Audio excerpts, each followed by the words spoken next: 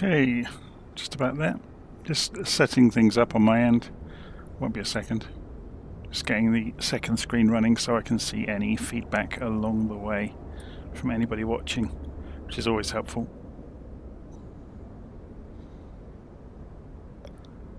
For some reason, bringing the second monitor up, YouTube is throwing advert after advert after advert at me. They're getting worse.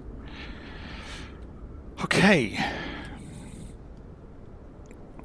So, just going to check this is all working correctly. Yeah, it looks good. So we're on the ground at Charles de Gaulle. If we go and have a look on the map, we can see there we are. If I go and show you on LittleNavMap, so we're in amongst all the rest of the aircraft. We've got say intentions running in the background, which is providing all of the other injected aircraft around the world. And we're going to be flying across Germany to Berlin. You can see it's quite an interesting approach into Berlin, so we'll see how that goes. I'll just bring us back down to Paris for the moment. So this is the new 737-700 from PMDG. Just bought it about 20 minutes ago. I forgot it came out today, to be honest. I thought it was supposed to come out yesterday. But here we are, it's on the ground in front of us. I've gone and set it up as far as I'm aware correctly for a cold and dark startup. So we'll work through starting the airplane up together and take it, as I said, for this flight from Paris over to Berlin. So if we jump inside the airplane, it's going to be very, very dark. So I figured out what the keyboard key is to turn the torch on and off now, which is quite handy. And we'll run around the aircraft together. So just to begin with then, we need to go and get the batteries on and close the lid on that. If I try some of the keyboard combinations out and see if they work, do I actually need any keyboard combinations? I don't think I do. Shift and 6 should take us overhead if it's still the same. So we put the battery on. Then we go over to the FMC, and we could actually do without the torch, couldn't we? Yeah, it's fine. So FMC, I've updated the AirRack data with Navigraph, so that should all be done. So pause. Actually, no, we're not doing this straight away. We're going to menu, aren't we? And then FS Actions. You can tell I haven't done this for a while, can't you? Ground services. Connect the ground power. Otherwise, the batteries will flatten themselves. It's connecting. So once that is done, once it says release, we'll be good to go. You can hear the generator outside. That's a nice touch, isn't it? So come up overhead, put the ground power on. Let's go and put the lights on as well.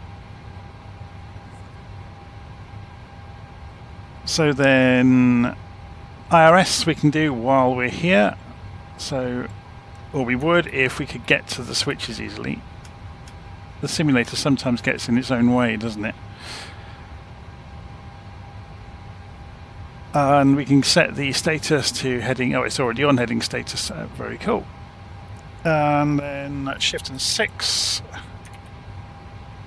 Emergency lights to armed and covered. Window heats we can go do now. And probe heats.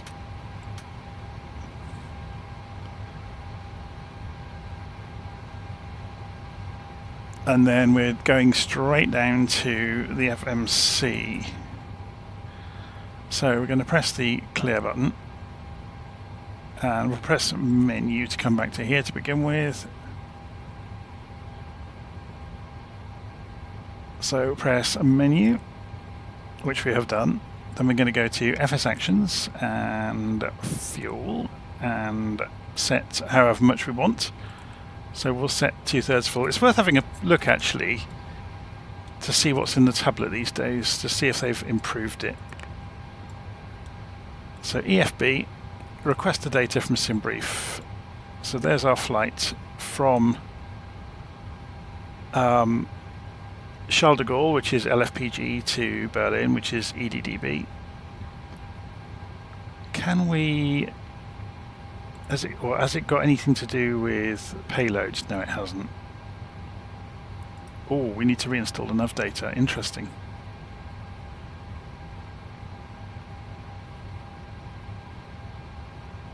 Update completed. That's just a version of the tablet. Okay, so there's no payload stuff in the tablet at the moment. That's fine. It's fascinating that that's not showing anything at all. Should it be? Or is it only going to show charts? Yeah, it's only showing charts. Okay, we'll leave it on the operational flight plan. So we'll give ourselves 2/3 fuel, which is fine for the journey we're doing. We need to go and set the IRS position, so we'll go to menu, FMC, next page, pick up the GPS, previous page, drop that in, and then go route, and go and put in the basics of our route. Can we do a flight plan request without the... Yes, we can.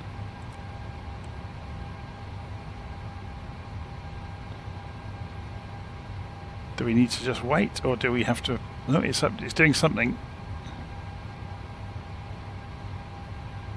So it's pulled in the origin and the destination. We'll put our flight number in. So I'm just going to be 073. I think that's what I put in to Simbrief. Runway 22.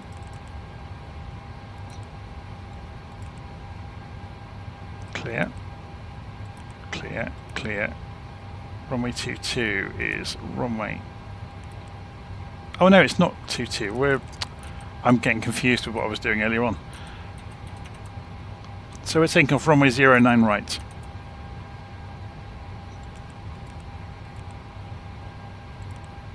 There we go. And then we should be able to say... Interesting, why is it saying load? Route uplink loading. I haven't done this for so long. I mean, we can always program it by hand if we want, which is kind of a fun exercise in its own right. But there we go. It's done it. It's still got drop the runway. Clear that. Activate that. So let's go and have a look in the legs page then. So it's got as far as Ranux. So if we go and have a look at this, we've got a standard instrument departure. It takes us out to Ranux. Okay. So we just need to go and put the standard instrument departure in. So it's Ranu 6 Gulf. So if we go to departure arrival, depart, what was it again? The runway 09 right, which should filter these down, and then Ranu 6 Gulf. There it was. And then go back to index, and the arrival into Berlin is going to be, hopefully, KLF 1 Lima and 24 right. So ILS Zulu for 24 right, and KLF 1 Lima. No transitions. There's a transition here for Ogba. Is that the one we actually want? No. So if we go and look at the route and execute that, and look at the legs and go down through it, have we got any discontinuities? No, we haven't. So then we can go and look at the performance data. What's our cruise altitude going to be this evening? 39,000 feet, my word. 390. This aircraft calculates its own zero fuel, and seeing as we're not doing fuel accurately, we'll just put 1 ton in for the reserves. The cost index according to Simbrief is 54. That's quite aggressive. That's obviously for the altitude, I guess. And then N1 limit and takeoff, flaps 5. Do we get away with a 737-700? Yes, we do. That gives us our V speeds. And the centre of gravity should auto-calculate, and it does, 5.7. So, let's go and cancel the alarms. We're going to go and change the trim to 5.7.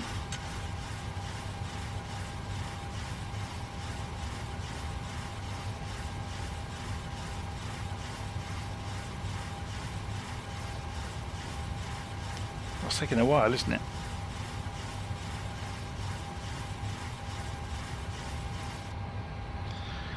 It's round about the right number. Oh, I need to check the throttles while I'm here. They need to go all the way back, don't they?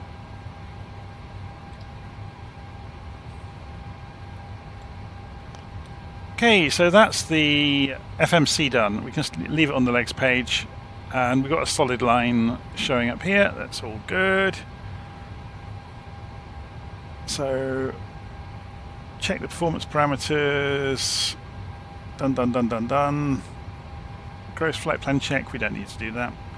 Continued pre-flight activities. Shift and 1 brings us over to the mode control panel. So we'll need to go and talk to Say Intentions now to get our clearance. That's not Say Intentions. That's Say Intentions.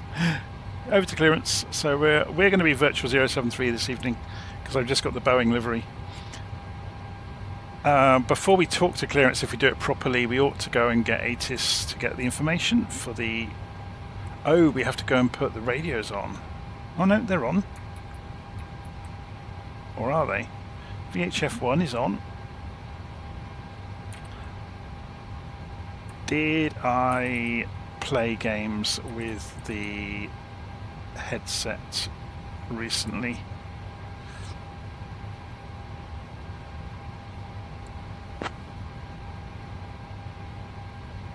No? So why is ATIS not working at Charles de Gaulle? I was able to key the microphone. Is there another ATIS frequency we can try out? Let's look up. So we are at Charles de Gaulle, which is LFPG.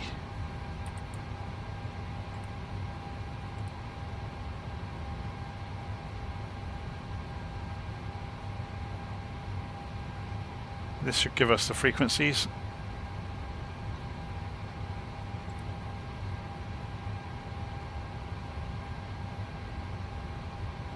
This would explain why nothing's working.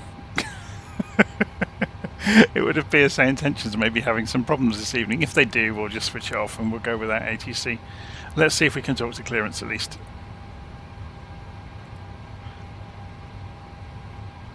Clearance Virtual 073 requesting clearance to Berlin as filed.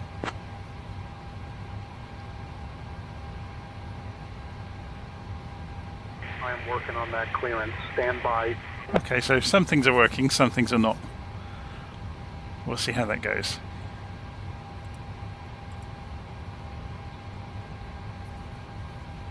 Virtual 073, clear to Berlin via the Ranuk 6 Golf departure runway 9er right.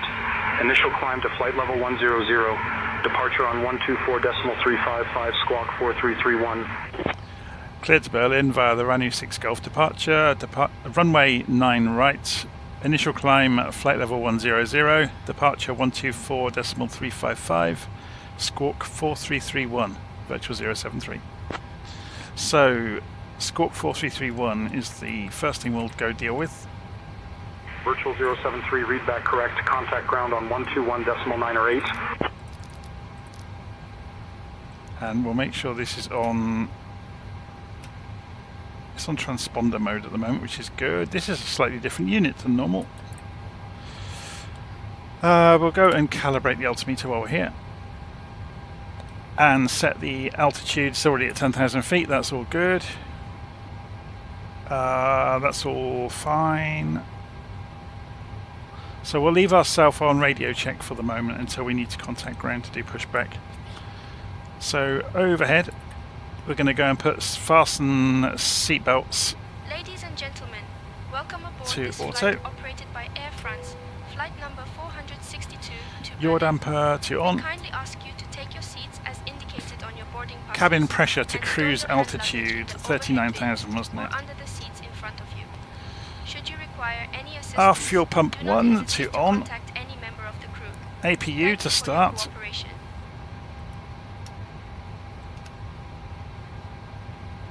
And there goes the needle. Then just wait for a bit for it to come up to speed. So this is the waiting game now. So if we go down to the normal pilot view, we're waiting for this needle to shoot round to 7 and drop back to 4. There it goes. When it drops back to 4, the APU will be running and this middle bus transfer light will come on. I'm sure I've explained this 100 times.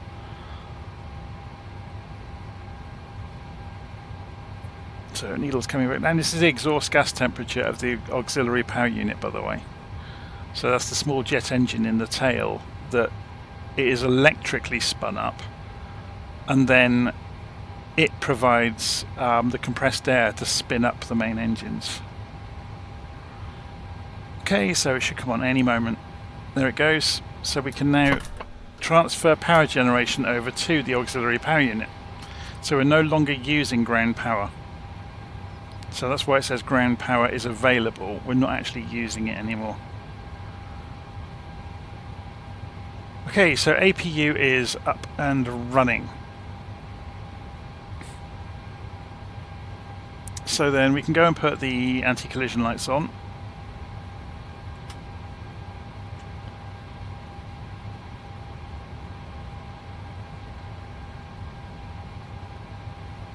And then over to the FMC, and we can go menu, FS actions, ground services. We can release the ground power from the aeroplane so we're not using it anymore. And we can get rid of the chocks at the same time.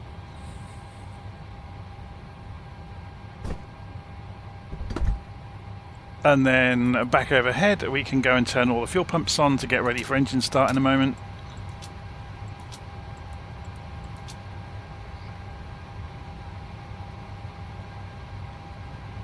Put the APU bleed on, which will provide the compressed air. We can't have the packs on when we do it, otherwise we won't have enough compressed air to spin the engines up. So observe the duct pressure rising, and we can do pushback. So we're going to go and get rid of that warning again. Go to ground on 12198.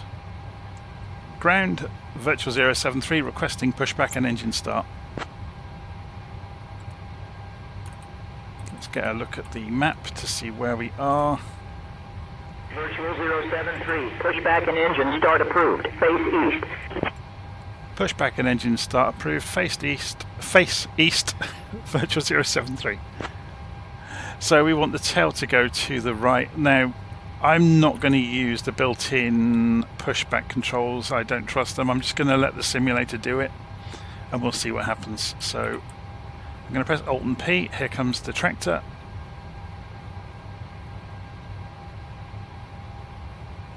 We can put head tracking on as well while we're at it.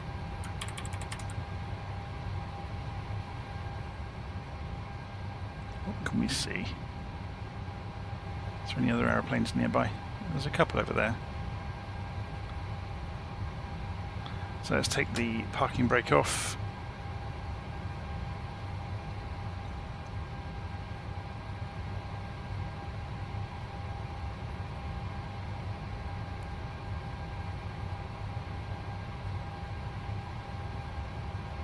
So we want the tractor to push us back and the tail to the right, don't we?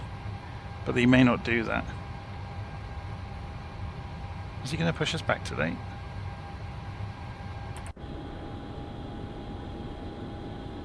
It's got stuck, hasn't it? Oh no, there it goes. I just had to toggle the parking brake on and off. There's all sorts of small bugs with the sim around that. I do hope on the next update they're going to address that. Ladies and gentlemen, welcome aboard Air France Flight 462 to Berlin. The estimated flight time is approximately 85 minutes. Please pay close attention to the upcoming safety demonstration, as it contains important information even for frequent flyers. Fasten your seatbelts by inserting the metal tip. Okay, into so the I'm going to belt stop and the pull to pushback. tighten.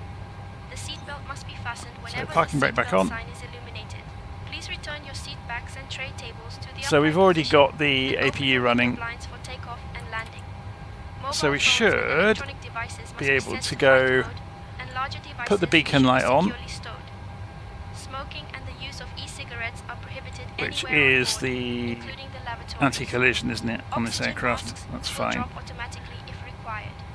Pull the mask firmly, place it over your nose and mouth, and So breathe you can normally. see N2 is coming up. Secure your own mask before assisting others.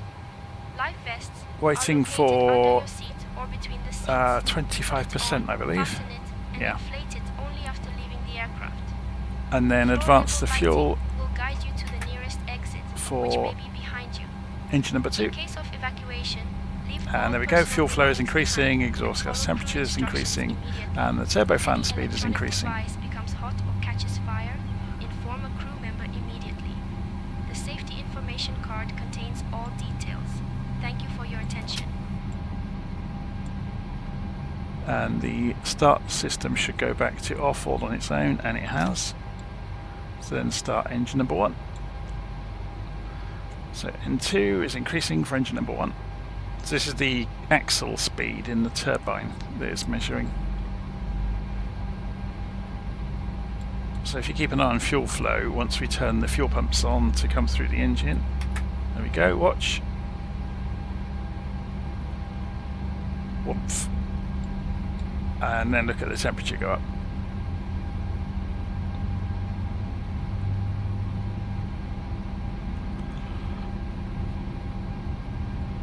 So that's engine start done, and once we've done that we need to go back overhead. So shift, and we've just heard that click, that was the switch going back to its normal position. So once we've done that, we can bus transfer to the engines. So back on the bus transfer panel, you can flick the outside levers down. We are no longer using the APU. So APU can come off. The APU master switch here can go off. If we go and look overhead, we can now get to the packs and put them on auto. So engine bleeds are already on. And then hydraulic pumps.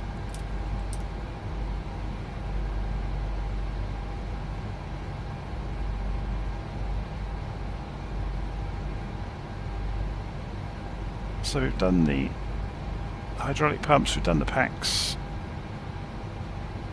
So central pedestal now. So we're going to go and look at TCAS, make sure it's on the correct mode.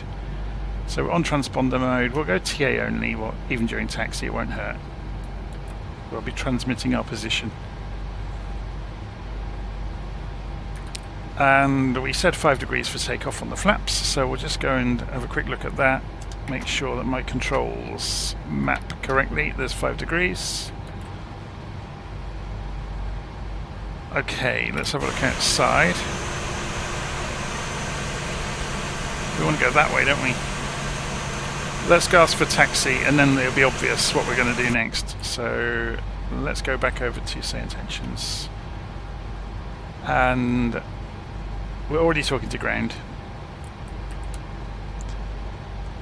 Ground virtual 073 requesting taxi to a runway 09 right. Oh, we've got a taxi all the way over there. And we're all the way over here. Virtual 073, expect runway 09er right taxi via Golf 3 Blue, Golf 3, Foxtrot, November 3, November, Bravo, Bravo, Delta 7, Delta, Delta Yankee, Bravo, Delta 5, Delta, Delta 1. We'll read it back to him. We can see the general route. Taxi via Golf 3 Blue, Golf 3, Foxtrot November 3, November, Bravo, Bravo Delta 7, Delta, Delta Yankee, Delta, Bravo Delta 5, Delta, Delta 1, virtual 073. So let's go and trace the basic route out. So we're going to basically, all they mean is G3, look, G3, Foxtrot, Bravo, Delta, down to Delta 1. It's not that bad. It just made it sound bad. So we're going to do a slight right turn. Let's put the head tracking on because it makes it easier for taxiing.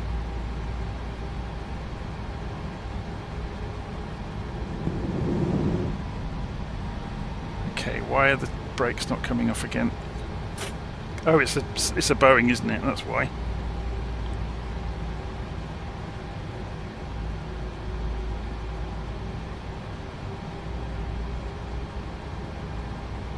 And we're moving.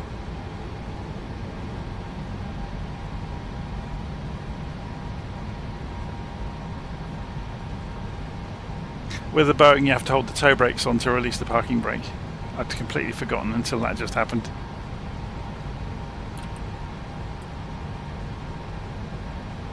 So we go out to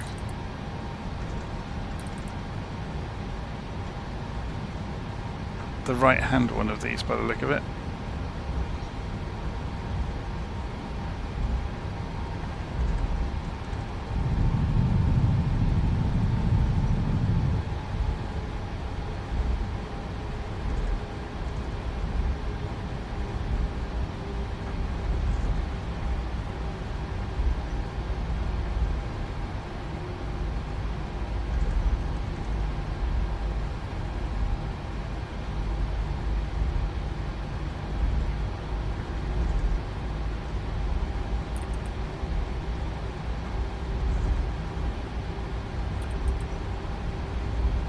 So we carry on down here until we have to go right. So there's kinks left for a bit.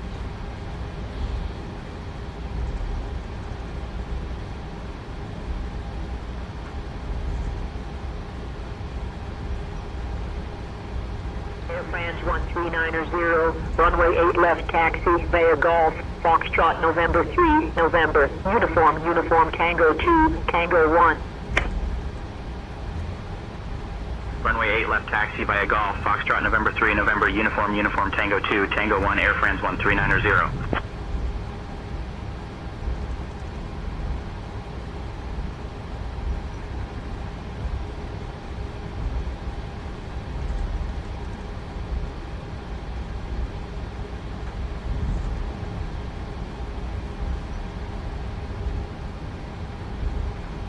There's a bridge here, isn't there? Going to thump down the other side of it now. So we're just coming. Whoa! What just happened? Okay, that's a problem with the airport. Now, have we lost our flight plan? No, we haven't. Let's see if we can get. I'm going to have to double check everything now. I'm going to leave the parking brake on for a moment. Have we lost our programming? No.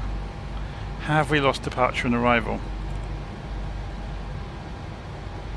Active.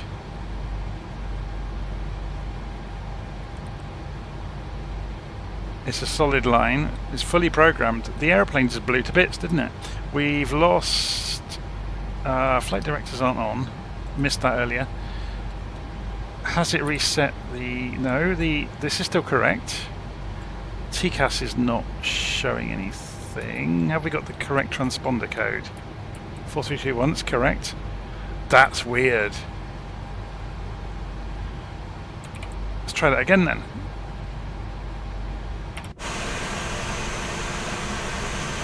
We may need to find another route to get to the runway. If there's a problem in the airport that blows the plane up, we'll go via this route.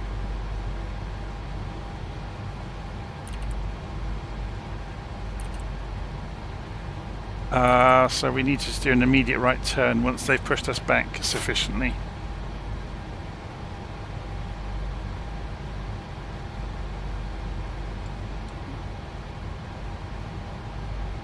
Well, at least it didn't happen right at the runway, hey. There must be a problem in the airport scenery there somewhere. So stop the pushback. The parking brake is off.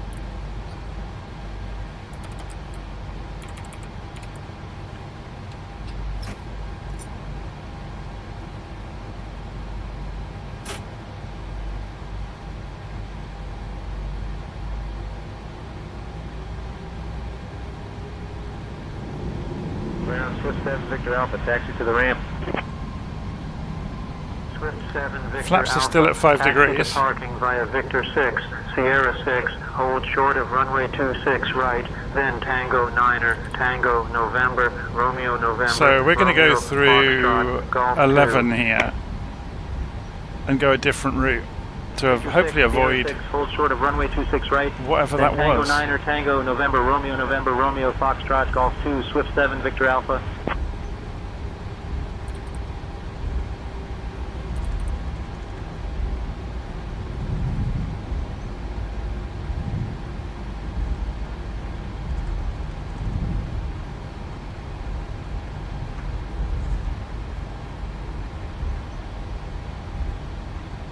We got taxi lights on, by the way.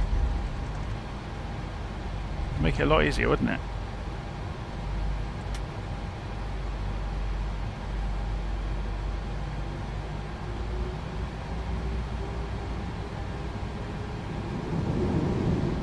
This is the wonder of doing live streams, isn't it? You get to see the same things happen to me that happen to everybody else. So when you see strangeness in the sim, you'll see it live with me because it's unedited and raw, and I would rather you see that I sometimes struggle just as much as you do. Hold short of runway 26 right, then Tango Niner, Tango, Romeo Tango 7, Echo 5, Golf Echo 3, Echo, Golf Echo 1, Golf 4, G4, Blue, G3 Blue. What's our clearance like to these trees? Victor 6, Sierra 6, hold short of runway 26 right. I think I'll stay to this side of the taxiway. Echo 5, Golf Echo 3, Echo, Golf Echo 1, Golf 4, G4 Blue, G3 Blue, Alpine 82 Alpha Foxtrot.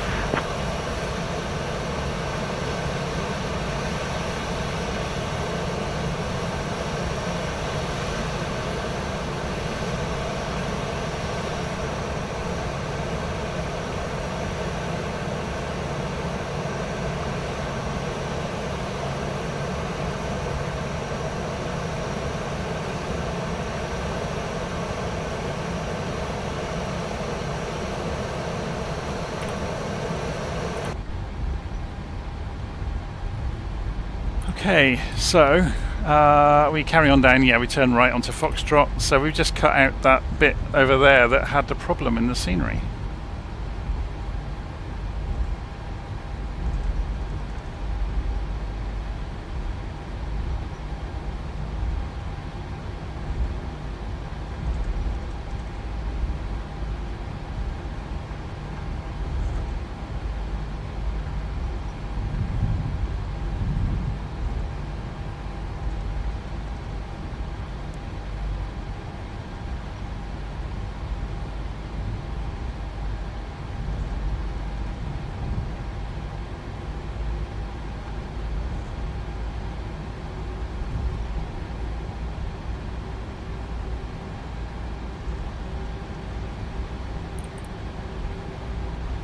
So we want to go Delta and then back to Bravo. Well, we can stay Delta all the way. Lufthansa 84 Mike, taxi to parking via Victor 6, Sierra 6, hold short of runway 26 right, then Tango Niner, Tango November, Romeo Foxtrot, Bravo. Victor 6, Sierra 6, hold short of runway 26 right, then Tango Niner, Tango November, Romeo, Foxtrot, Bravo, Lufthansa 84 Mike. Do you know, someone's just mentioned about the accented voices in Say Intentions. Should we go and have a look? It may be something they've defaulted back and you have to go and switch back on, maybe. Realism.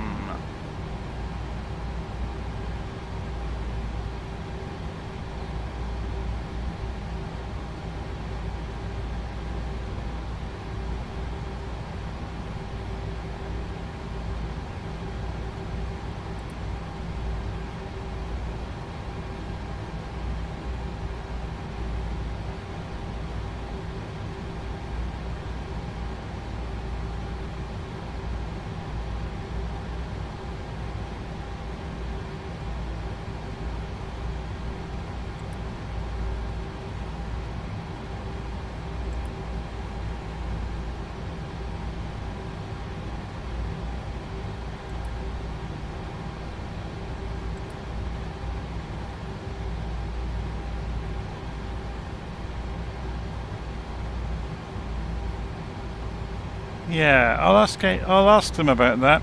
I know a couple of the guys at Say Intentions. It does seem that it's using American voices all the time. It's not aligning them. Whether they had some pushback about that, I don't know. You know, about racism maybe. So maybe they make it more random now than it used to be.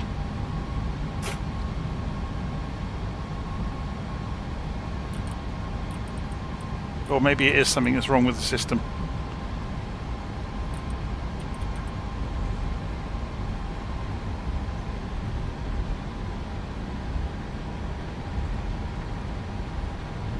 I knew as soon as, like, or as recently as a couple of weeks ago, I was flying over Germany and I had all German controllers.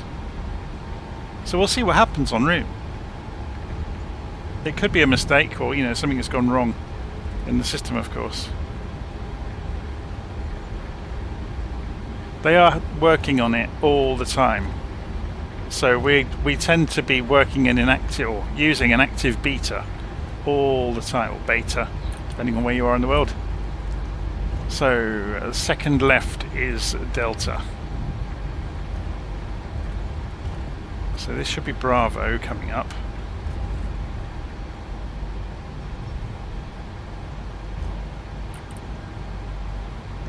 Yeah. So we wiggle this way and then go right. So that's the Bravo taxiway, as far as I'm aware.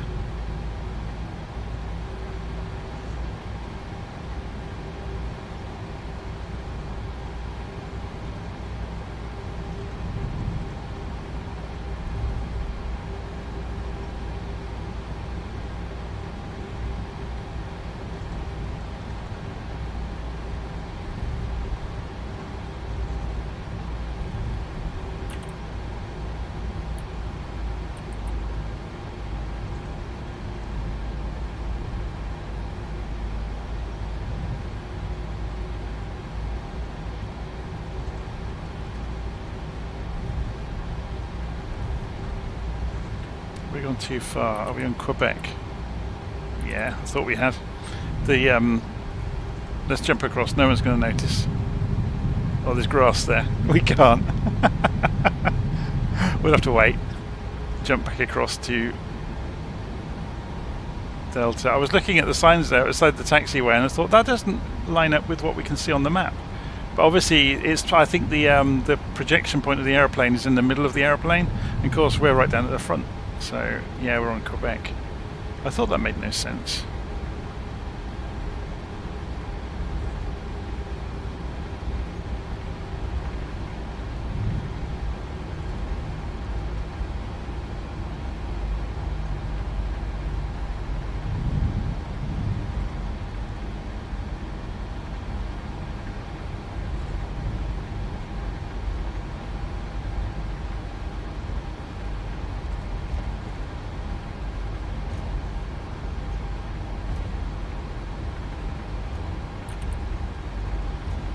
There we go.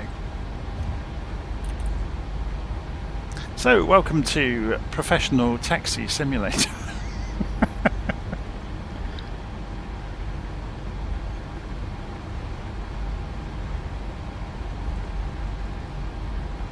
But yeah, I'll definitely ask the guys at Say Intentions.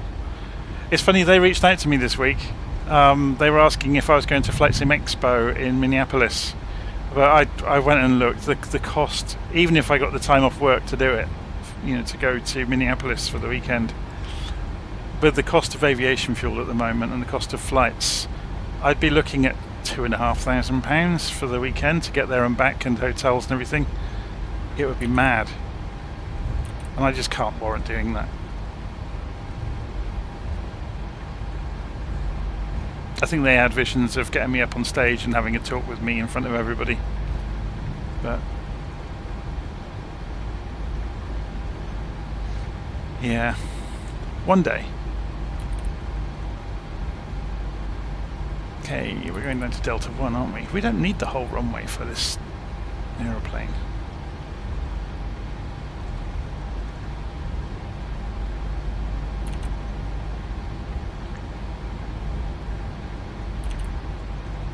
funny, I've had several other people get in touch with me as well that are going to Flight Sim Expo saying, are you going?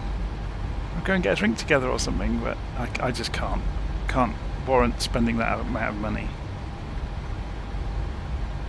for a weekend.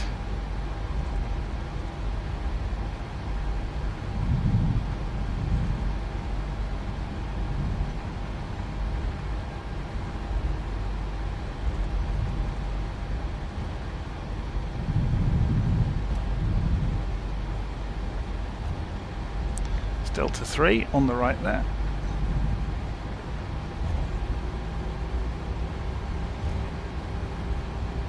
There's no yellow lines down this end of the airport. This is one of the stock airport, or one of the special airports then that Asobo has done work on. But look, the yellow lines are missing.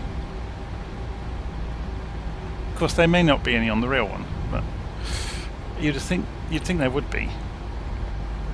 We're just going down to Delta 1, it's at the end of here.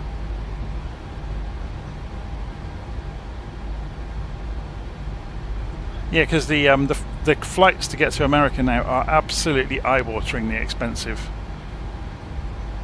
I'm talking, yeah, $1,000 each way. And then I've got to pay obviously for transport when I get there. And then I've got to pay for a hotel for a couple of nights, so it's easily going to be over 2.5. Virtual 073, contact tower on 118.655, safe flight.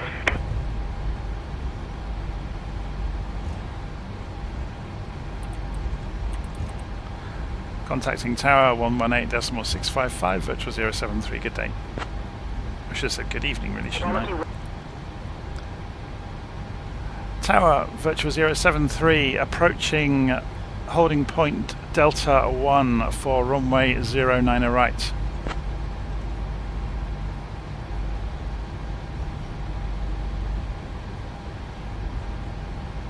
Virtual 073, the Gold Tower, runway 09 is not available.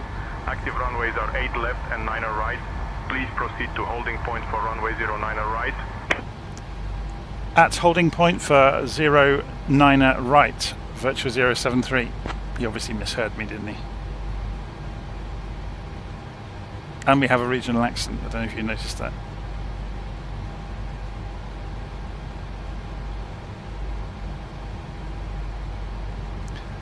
Tower, virtual 073, holding short, runway 09 right.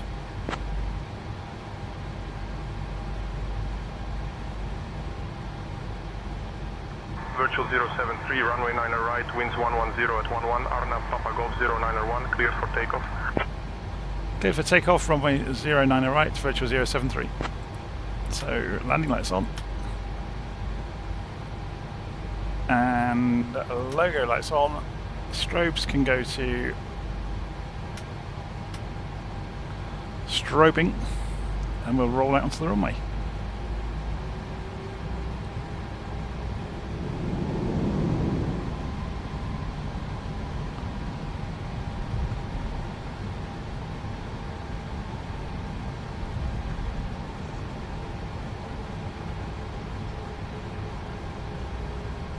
While we're doing it, where's the... I can't see it from here easily. Approaching runway 9, right.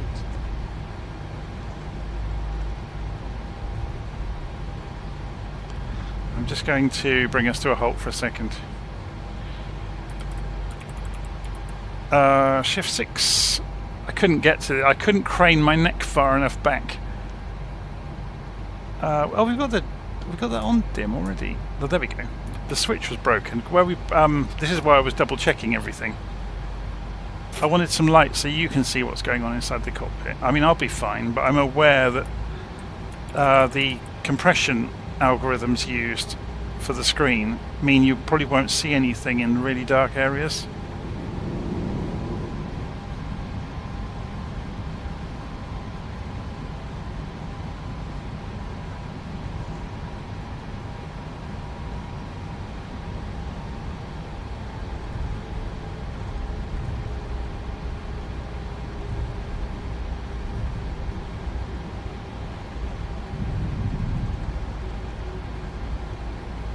Okay, let's just double check a few things before we go. Hopefully we've got a few moments. We're going to go LNAV and VNAV, and actually no, let's go vertical speed to begin with. Lot 7 November Alpha, contact ground on 121.908. I'm going to turn the head tracking off to do this. It's being a pain already. Runway 9 right remaining. 1,300 feet. Ground, Lot 7 November Alpha. The other thing we can do, I'll leave it on. We're at 84 degrees. I ought to do this properly, I guess. One of the tricks you can do is bring the heading bug round. I just want to show you it's possible. You can put it on heading select mode, yeah, and it will twin with LNAV, and it will drop heading select when it's got the lateral navigation track. Okay, I think we're good.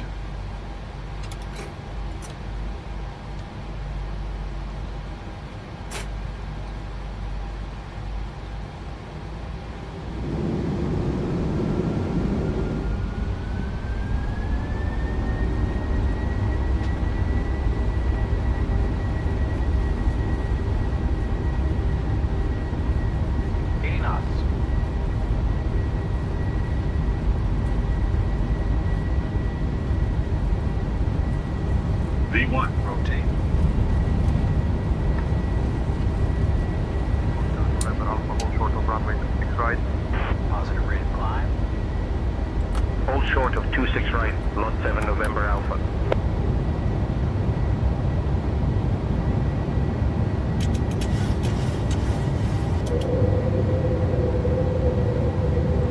November Alpha, cross runway 26 right. Cross 26 right, Lot 7 November Alpha.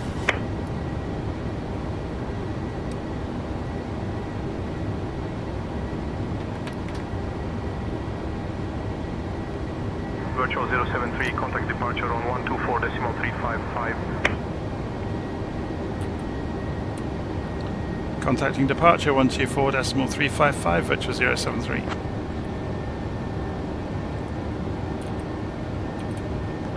Departure virtual 073, departing runway 09 right on the Ranu 6 Golf departure.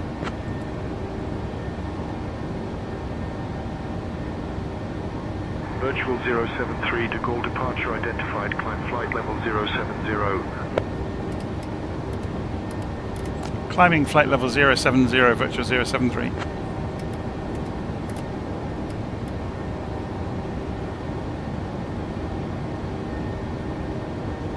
That's interesting, because that's not what we were cleared up to.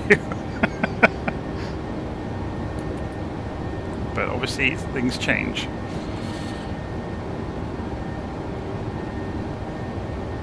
What's the transition altitude? Climb flight level 230. Was that for us? Yeah, it was. Climbing flight level 230, virtual 073.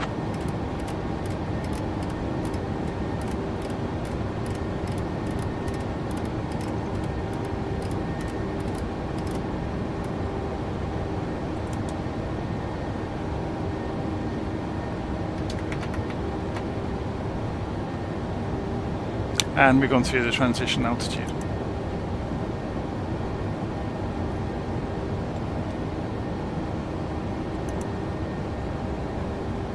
Oh, are they? Okay, it's doing both. That's interesting.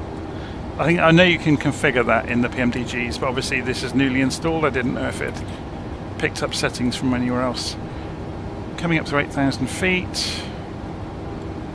The taxi light can go off. The lights are shining on the mist, aren't they? Around us.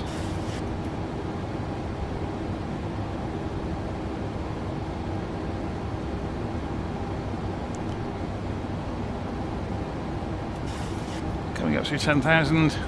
Landing lights off. American 42, contact de Gaulle Tower on 118.655.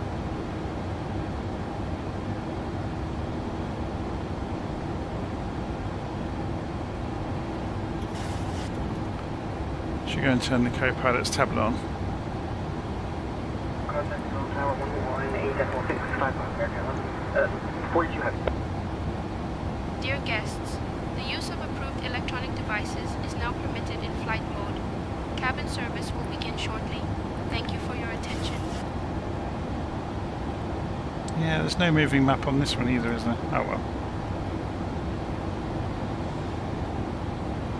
well. We need to go and do the transponder. Let me go and jump over here.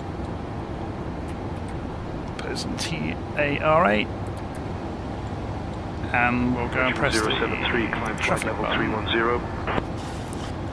Climbing flight level 310, virtual 073.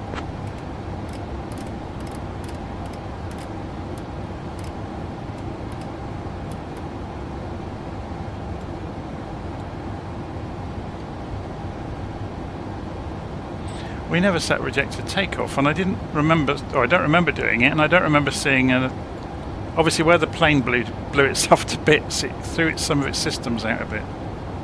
So flaps are up, spoilers are off, gear is up. Now the gear is up, we can put it back in the middle position.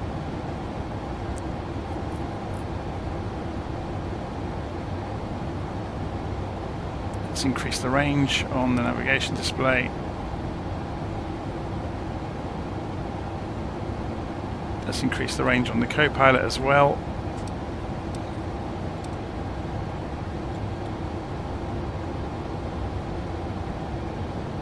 And let's have a look on the map and see where we are. Virtual 073, contact Paris Control on 124.85. Contacting Paris Control 124.85, virtual 073. Paris Control, virtual 073 with you climbing to flight level 310.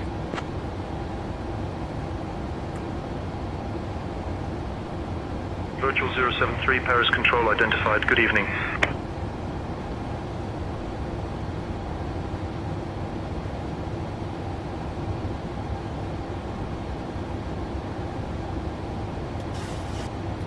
So we're being asked in the live stream, are we nearly there yet?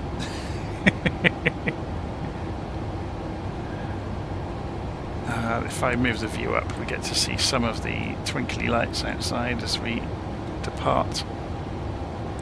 So where were we on the map? We are heading off across the countryside. We've just left Charles de Gaulle. Going to be passing Reims in a moment, and then off towards Luxembourg. I'm not going to put any fake accents. And then off across Germany towards Berlin. I always cringe a bit when people do international accents when they're not their own. It's I don't think it's right. Virtual 073, climb flight level 380. Climbing flight level 380, virtual 073.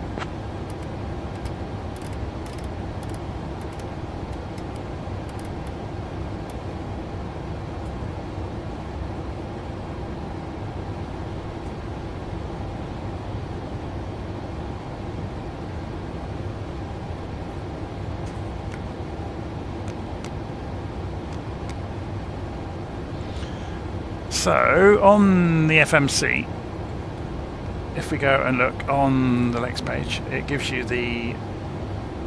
Oh, it gives you RNP and actual. Interesting.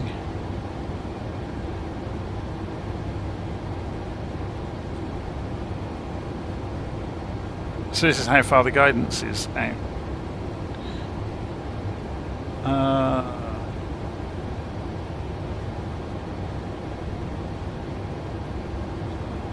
So if we go route data, we can see the ETA.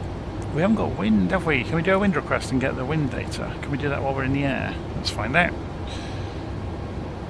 It should suddenly populate if it does. Give it a chance. It's probably simulating a really slow radio uplink.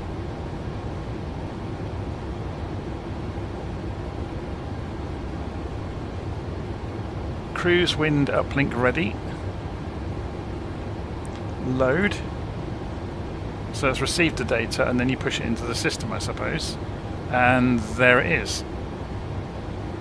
And there's the ETAs have updated, so execute that change. Legs. So if we go legs now, you You can see there's the speed and height calculations, and now we've got some wind data as well at some of the waypoints. Yeah, very cool.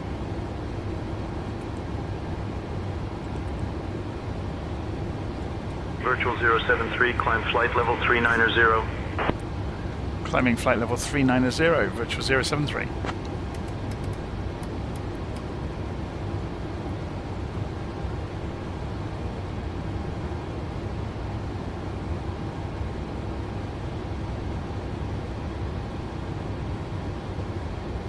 When you so there's a live stream comment here. Do a video idea. Do a setup tour. What do you mean by a setup tour? A setup of what? A setup of what I've got in terms of hardware. You'll be shocked at how little I have. Okay, I've got a ridiculous computer that is powerful enough to run the simulator. But I have, and I'll do a full itinerary, I can tell you right now. Airbus Captain's Pack joystick from Thrustmaster. Airbus Captain's Pack quadrant from Thrustmaster.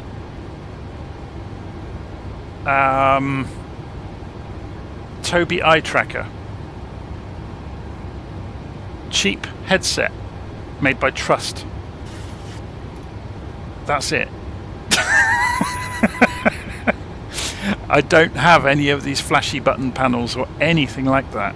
And the argument for it is if I have to do everything... Oh, look, VNav's kicked out. If I have to do everything inside... Oh, sorry. In order for me to show everything happening in the cockpit, I have to do it on screen. I didn't realise VNav had kicked out. I didn't notice that. I should have noticed that. Look, because look how slow we've become. That's dangerous. We were almost in trouble.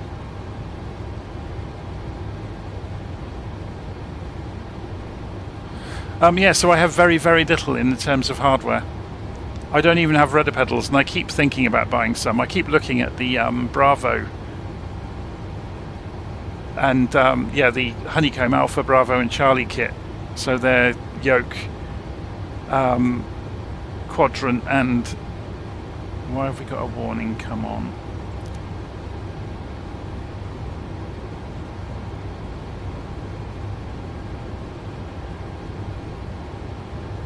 I'm sticking around quickly to see why that light came on. It should be okay.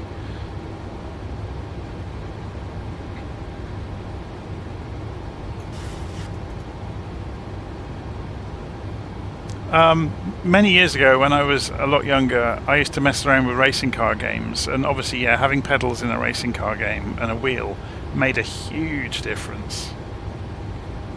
I remember in the early days, back with like Gran Turismo and things like that, you could easily take a second and a half off your best lap times if you had a wheel and pedals. Just by being able to cadence brake into corners and things like that, it made it possible, which you just can't do with a stick.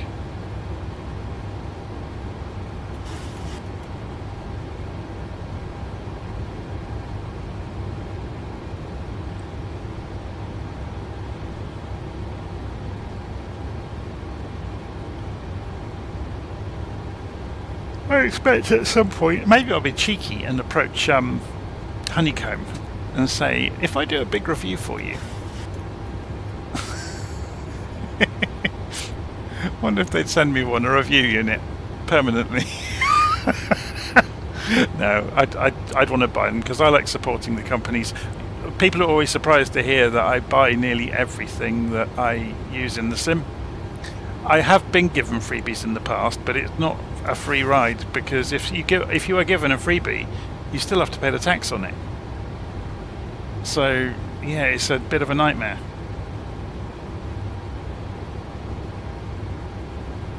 Oh, we got some nice feedback from Oliver on the live stream, saying, "This is the first time I've watched you live. Just wanted to say a massive thank you for all of your helpful video guides." Well, they're kind of me finding the way, aren't they? And occasionally I make mistakes, but That's half the fun of digging your way out of the hole and learning for next time. But half the problem, as I said the other evening, is because I'm always jumping aeroplanes, I never become as comfortable as you should. The Boeings are a different matter because I've flown them so much, and it's like putting on an old pair of shoes getting into a Boeing because they haven't changed. The 737s have been the same for about 40 years, haven't they?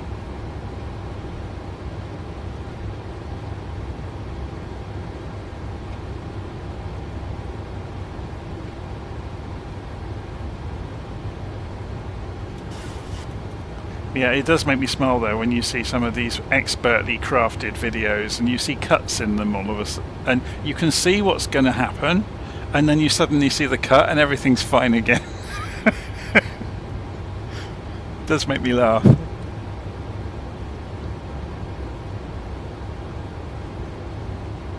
But again, even if it's just things going wrong with the simulator like we saw this evening, just taxiing through Charles de Gaulle Airport, and something blew the plane up. I have no idea what it was. We were doing about 10 knots across the ground at the time, and we just exploded. It's a shame there isn't a damage model, isn't there? And so you could clip wings with other airplanes on the ground or something like that, and then have hydraulic fluid pouring out of the airplane.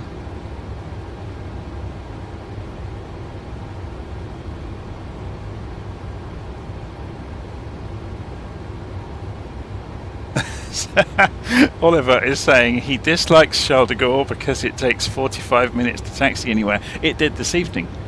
As I joked during the taxi, it was good evening and welcome to professional taxiing simulator.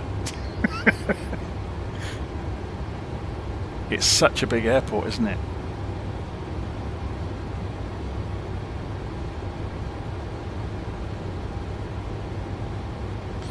So let's go and have a look. If we zoom out on the navigation display, how far away are we from? So top of descent is about 300 miles away. So looking on this, if we go to route data with the timings, the time in the airplane 22:08. Is he about to recalculate? Yeah, there it goes. Next, next, next, next.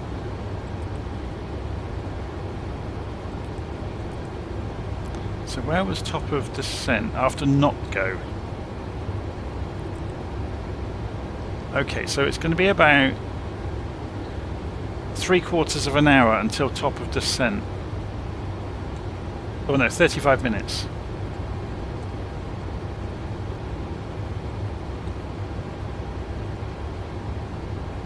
So I may well go and step away, go and stretch my legs, have a cup of coffee, try and stay awake. It's already 11 PM.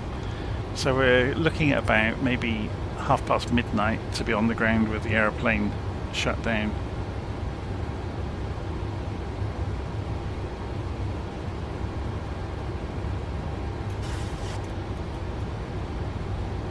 So Oliver is saying sorry for all the questions. No, I like questions.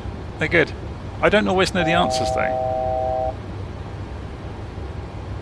What are my first impressions of the plane? It's a 737, and the PMDG 737s are among the best aeroplanes in the simulator.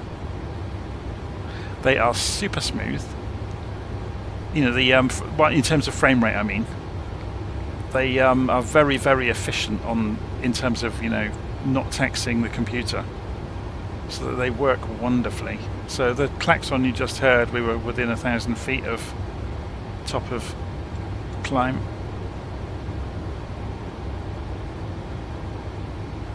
Will I be watching the Artemis crew landing? What time are they estimated to be coming into the atmosphere? Is that later this evening?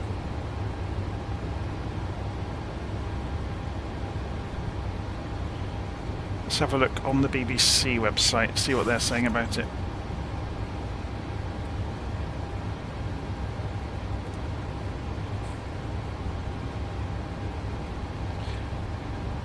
7 minutes past midnight.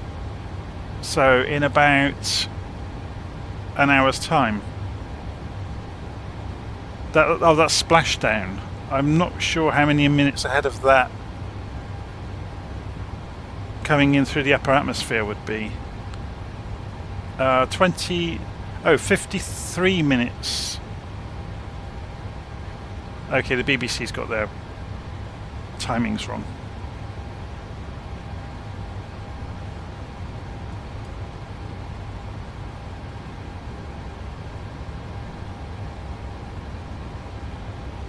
Yeah, the BBC on their page all about it has got all their timings wrong. Now begin the snack and beverage service. We invite you to enjoy our signature items, including the delightful cheese platter and refreshing beverages. After the service, selected items from the Air France shop will be available for your convenience. Thank you for your attention. Let's go and ask Google Gemini. Oh, has NASA got a spaceflight page with the timings on it? Because the BBC website's wrong. They've got it backwards, or I'm not sure. At what time is Artemis due to come back into the atmosphere? Question mark.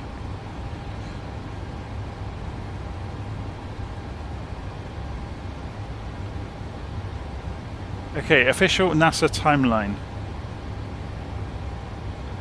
It's all in Eastern Daylight Time. Can we have times in UTC? Question mark.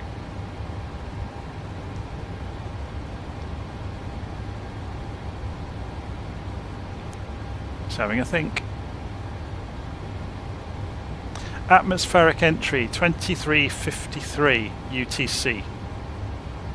So that's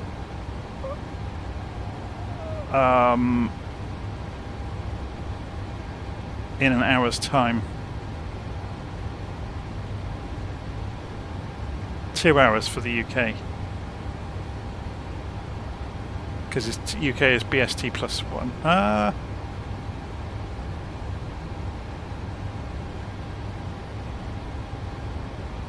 No, it's already happened then, according to that.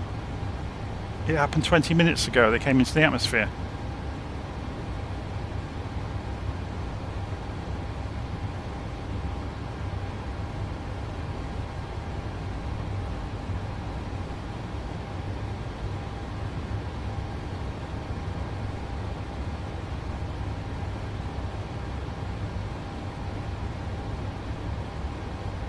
None of this makes any sense. NASA live coverage begins at 22:30 UTC, which is 23:30 UK, which is in 15 minutes. Atmospheric entry 23:53 UTC, which is 10 to 1 in the morning in the UK. And then splashdown 7 minutes past 1 in the morning UK. You have to go and work out your own personal time zones, but the UTC times are atmospheric entry at 23:53, a parachute deployment 3 minutes past midnight, and 7 minutes past midnight for splashdown, but that's all UTC times. So for the UK we have to add +1 to all of that.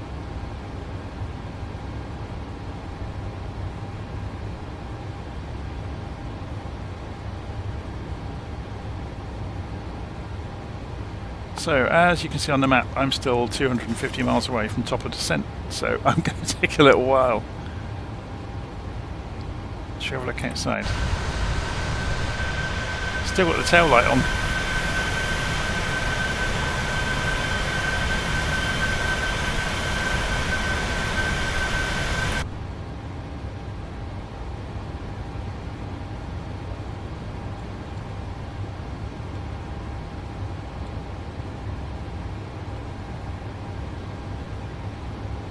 So thank you ever so much for the, what do they call it these days? for the contribution to the channel anyway, Oliver. Much appreciated.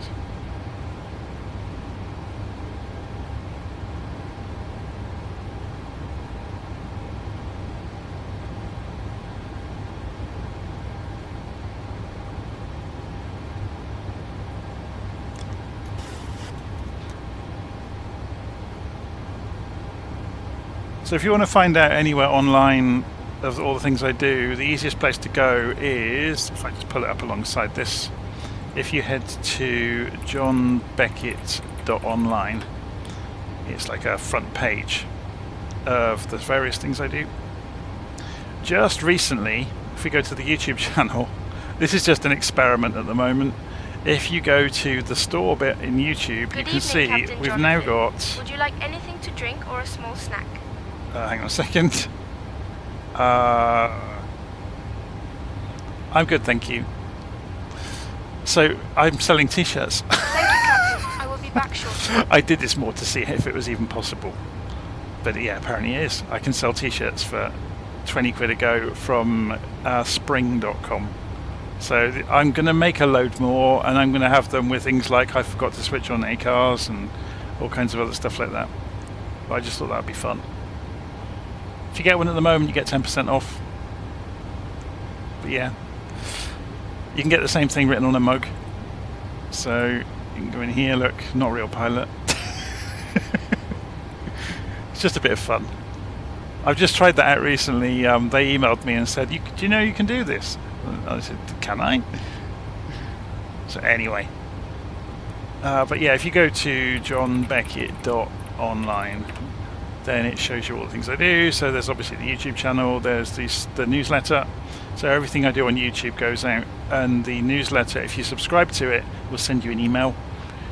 And then there's the shop, where you can go and get all of the procedures. So to see the procedures I've written up, there's actually a full list on the newsletter. So if we go to the newsletter and go to procedures and guides, they're all listed here.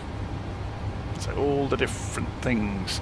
The most recent big thing I've been looking at, I've made a download of performance files for LittleNavMap for every aeroplane in the simulators.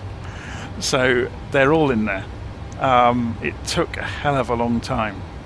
But I got fed up with going into LittleNavMap and not having the appropriate performance files, and I'm not using the right one now. Look, if I open the aircraft performance, look what I can do. So we can go and get the 73700 and load it in, and now it will have all the correct data in it for top of descent and all that kind of thing,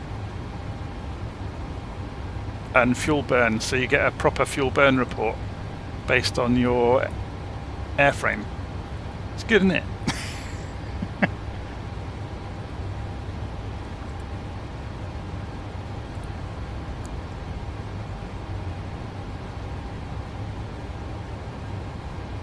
So yeah, if anybody's got any funny ideas for t-shirts, I'll more than willing to go and design them up and put them in the shop.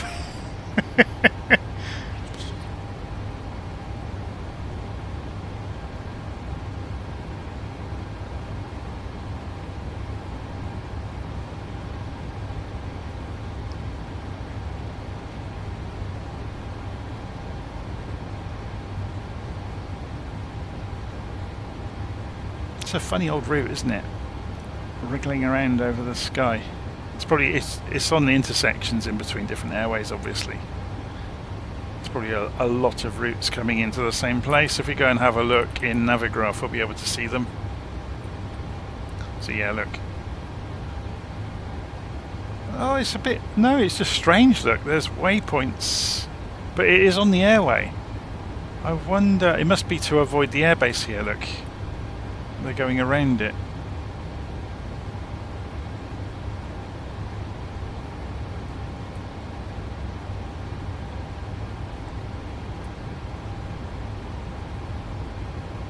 Anyway, we'll let the aeroplane continue on its merry way.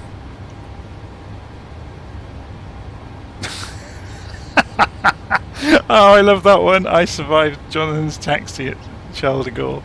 Brilliant.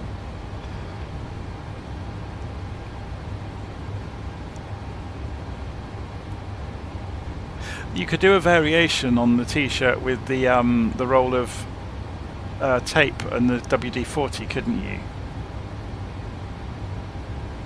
And if you've ever seen that T-shirt, it's how to repair anything, and all you need is a roll of duct tape and a can of WD-40, and it's like a logic tree where should it move? Yes. Does it move? No. And you can obviously go and you either use tape or WD-40 to resolve whatever's happened.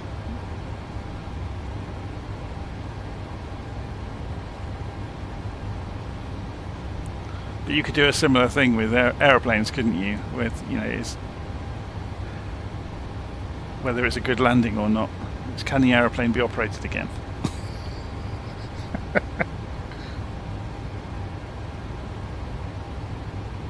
In which case, if the aeroplane can be used again, then obviously that was a very good landing.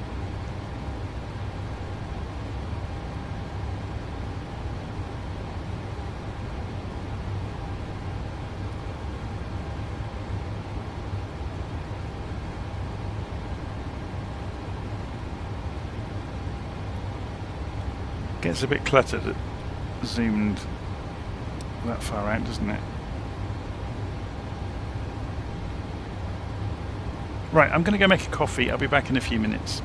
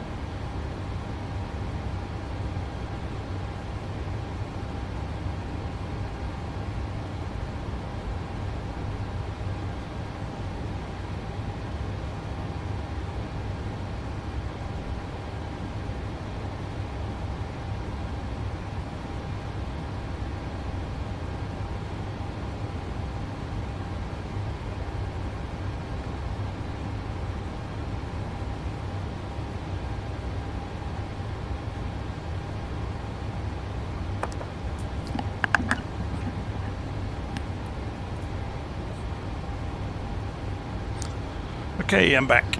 So we have a question on the live stream from PJ Trevor asking, which controller do I use? It's funny, we were talking about this a few minutes ago. I have the Thrustmaster Captain's Pack Airbus controllers. So I have the joystick and the quadrant. I don't have any pedals. So my entire setup for recording on YouTube, I have the joystick and the quadrant, obviously, keyboard and mouse, the main computer with the display. The Tobii Eye Tracker is on the bottom of the display, and that points at my face to see where I'm looking. So when I turn it on, we can do this sort of stuff. I'll turn it off again. And alongside the main screen, I've actually got a laptop that's watching YouTube. So that's how I get to see what you guys are all saying without broadcasting out to you. So I've only got the one display on the main PC that's running Flight Simulator, and that's actually by design. So you get to see everything I do. So when I go to another app, I just press Alt and Tab and flick over, and you see everything I'm doing. Because I think there's a lot of value in that. If I had things I was doing on other screens and you couldn't see it, it's going to be a mystery to you.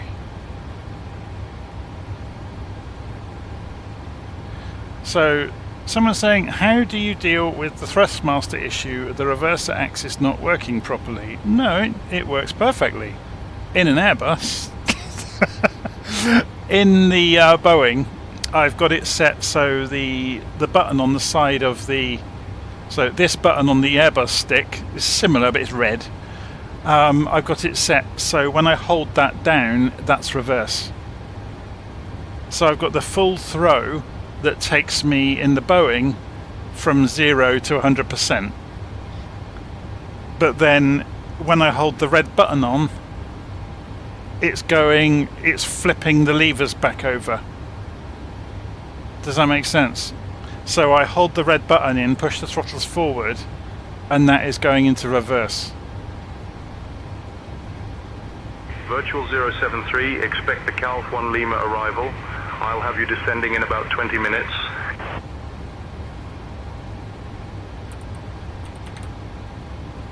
Expecting the Calf 1 Lima arrival in about 20 minutes. Virtual 073.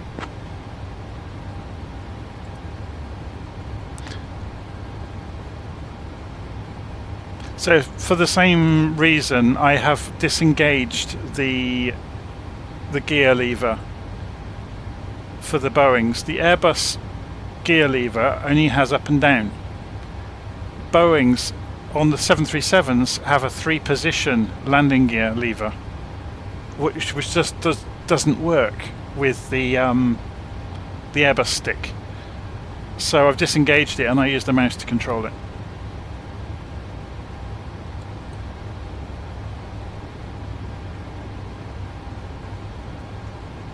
But all the other switches and levers to do with the engine ignition systems and stuff, I tend to leave them alone. Either that or disengage them, because they only play nicely with Airbuses. Obviously if you're in an Airbus, then the Airbus stick and throttles work wonderfully.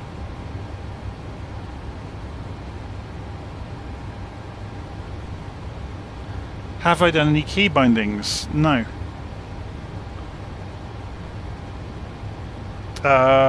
No, I don't think I have. We had this conversation earlier.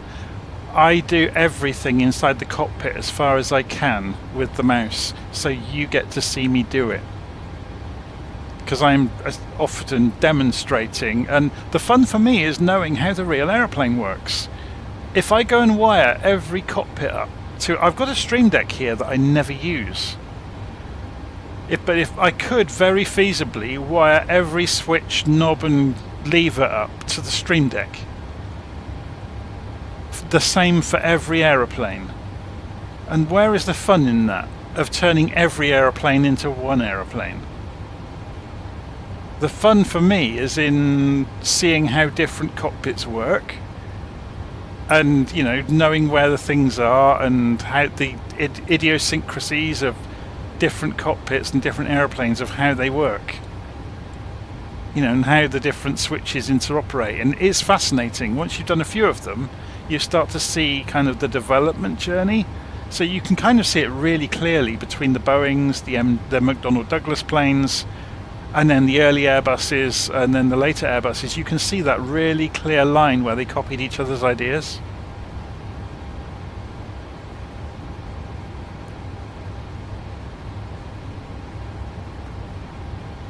It's quite interesting that the Airbus A300 and 310, you can really see where Airbus borrowed ideas and then started to evolve them. And obviously by the time it came to the A320, they'd thrown away a lot of the old ideas. White Star 6401, contact Amsterdam radar on 118.805. 118.805 for White Star 6401. Okay, so we can see top of descent coming.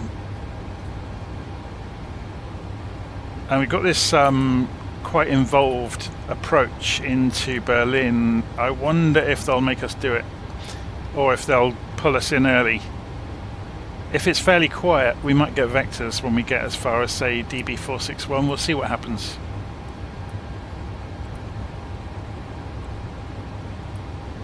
Because if we project the ILS onto there, depends what the wind's doing. Is the wind in Berlin still the same? Let's hover the mouse. We might get a different runway by the time we get there. 230 degrees, 3 knots. So yeah, the wind's coming this direction, 3 knots. So it's probably still going to be 24 right. But what I'm saying is they may pull us in straight into approach. Is there any altitude restrictions? Oh, that's quite high to get down that quickly. Maybe they'll bring us in through Uburu and go direct maybe from here across. We'll see what happens. Depends how much traffic is around. But usually, if they can, they'll let you shortcut.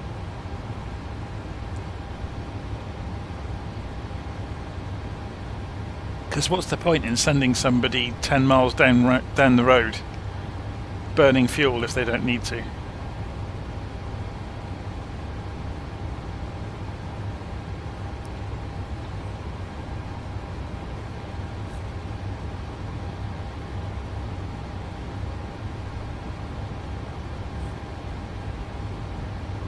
Oh, I'm tempted to stay up now and watch the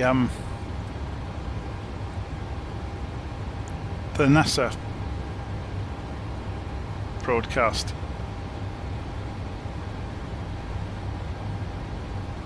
I wonder how many Lego sales there have been of the Artemis kit. I bet it's out of stock at Amazon. I'm going to go and have a look.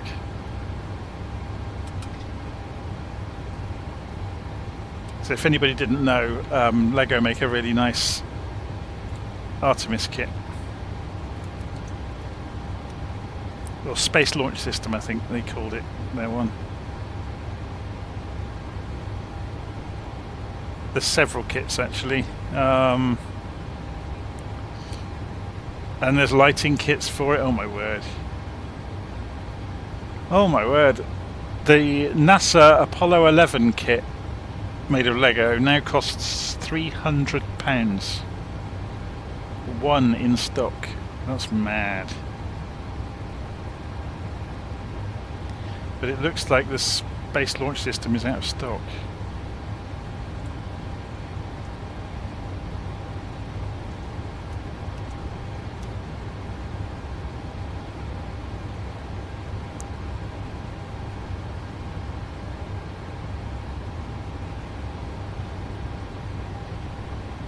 There's lots of people selling lighting kits for it, but there's no actual Space Launch System kits listed.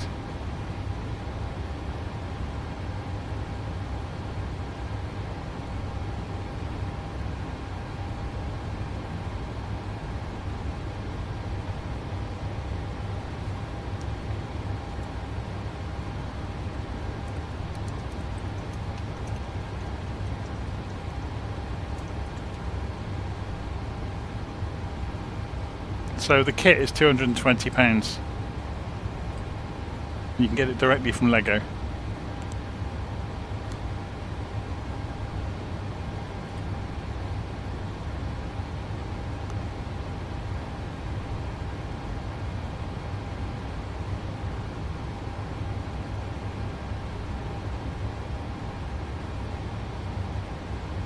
Very cool.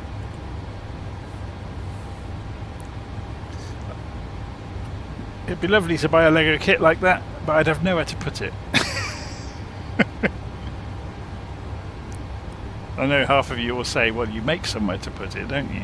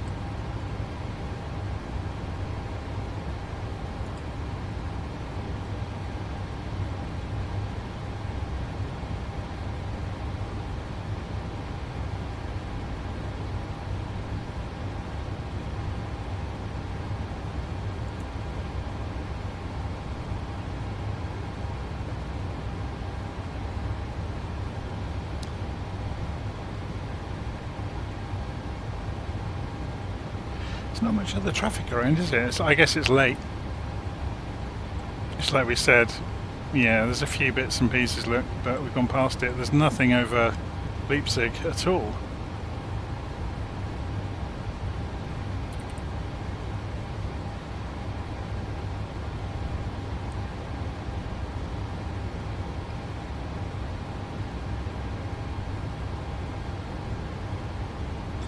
We're actually going to be really heavy landing because I put so much fuel in the aeroplane at the start. We are still going to be very, very heavy. Unfortunately, we may have to go and circle for 3 hours. No, it'll be fine. Just need to be really careful to bring it down gently.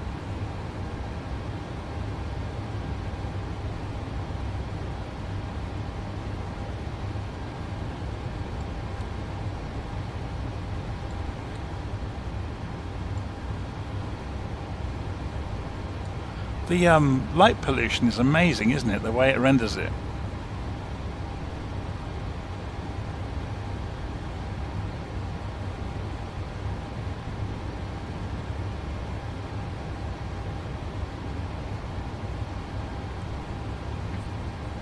Munich radar, virtual 073. Good evening, maintaining flight level 390.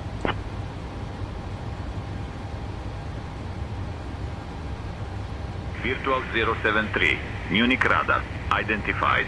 Good evening. Okay, I didn't tell Amanda to start communicating. Hi Amanda, when did I tell you to start talking on the radio?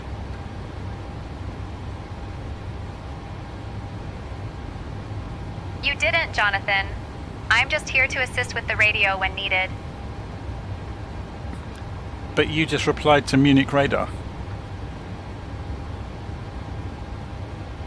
Yes, I did. We're maintaining our current altitude with Munich radar. But I didn't tell you to do that.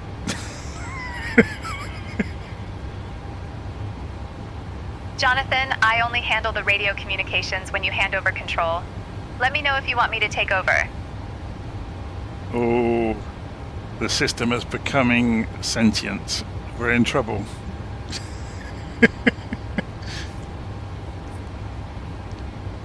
They're going to gang up on me, aren't they? The Amazon Echoes are going to turn around in a moment and start telling me to leave her alone and stop picking on her. And then Siri will have a go at me.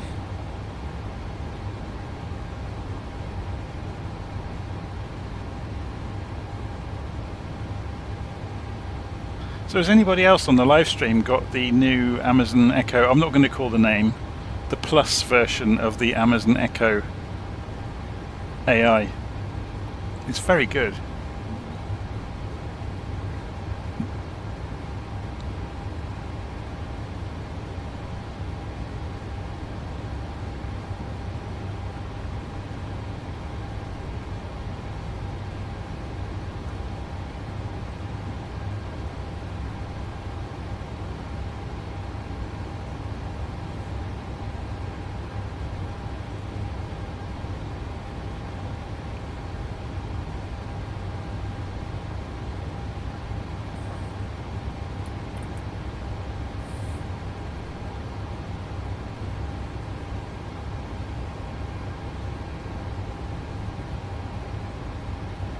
Yeah, let's bring the range down.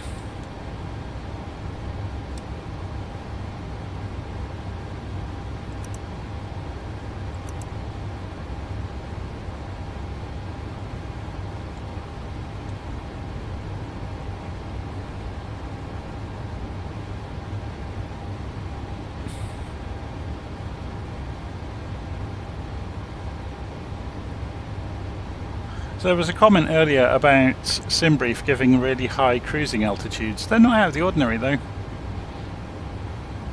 390 is a pretty standard altitude to be flying at. Obviously they're rated against the type of aircraft. But to be honest, the higher you can go, the cheaper it is. And the faster you can go.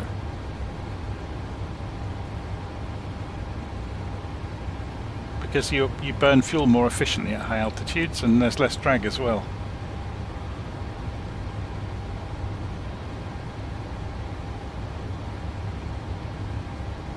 So let's go and we need to go and put the data in for the destination, don't we? Is it reminding us yet? No. That's rather interesting. So if we go initRefs,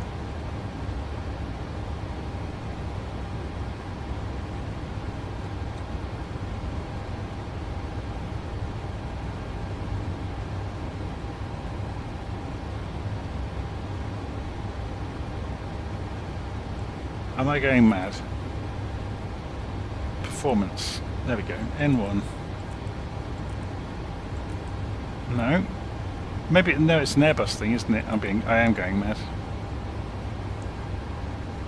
Descent.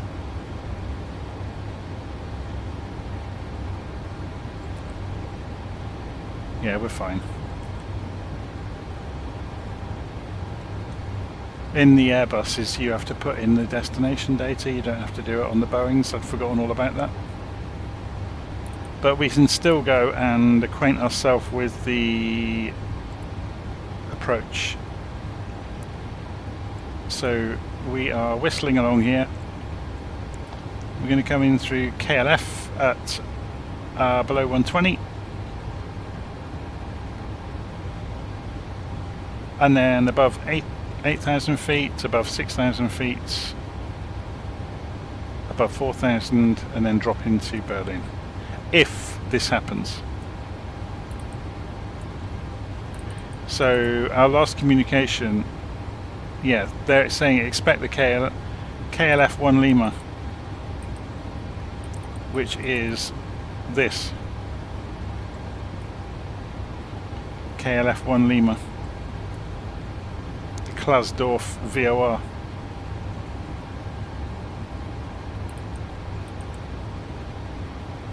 So we are approaching top of descent right now, so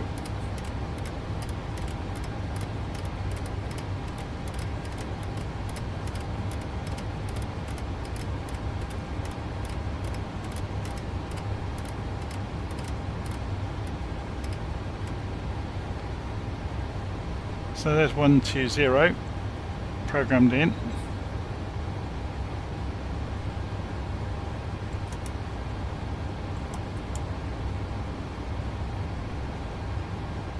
And it will start descending. So you can see there's a little blue marker here. This is the descent profile. And you'll also see over here now a little chart showing actual versus required navigation profile.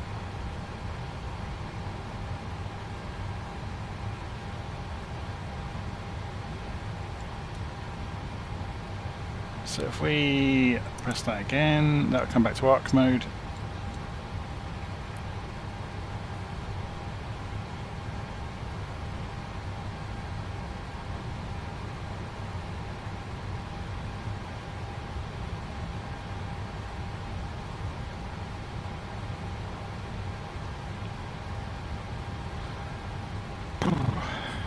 Yeah, I need to get this down on the ground before Artemis arrives so I can go watch it. Should we go and tell Munich radar that we're descending? Munich radar, Virtual 073, descending on the KLF-1 Lima, arrival into Berlin.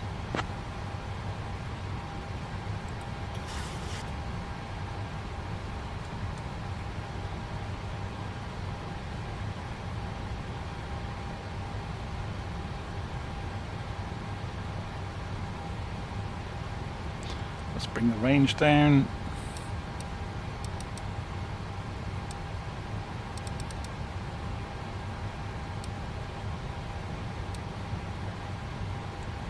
There we go. We need to go and get the ILS sorted out, which we can do ahead of time. So 109.9244 degrees. So we're going to pull both courses around to 244.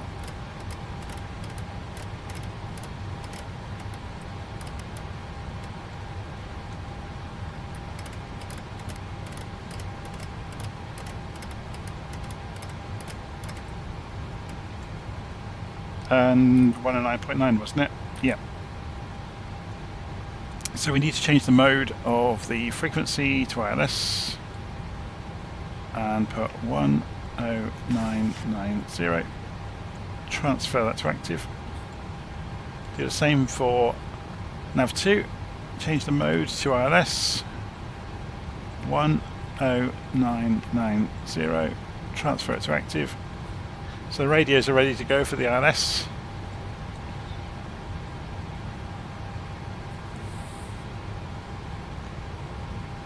And we're busy descending on profile by the look of it.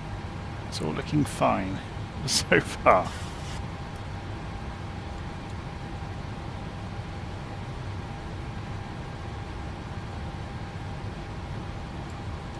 Virtual 073, descend via Calf 1 Lema to 3000 into Berlin, QNH 1018. Descending via the KLF-1 Lima into Berlin, descend to 3000, QNH 1018, Virtual 073. So we're cleared down to 3000. We can put it straight in because VNav will hold the constraints for us.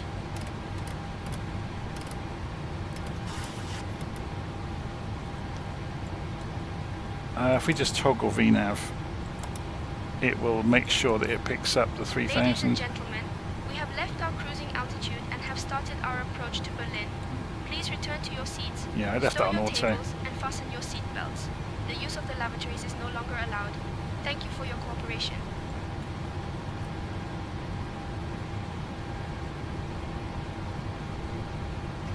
Should we go back to head tracking for a bit? Makes it a bit more natural, doesn't it, for looking around the cockpit?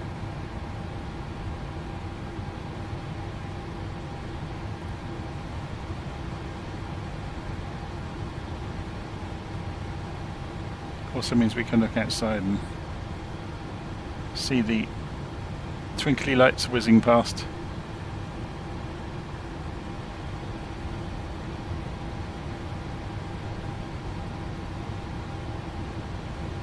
That height is coming off in a hurry, isn't it?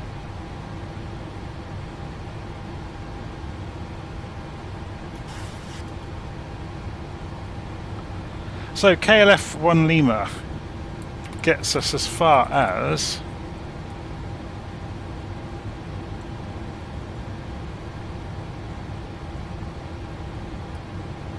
KLF.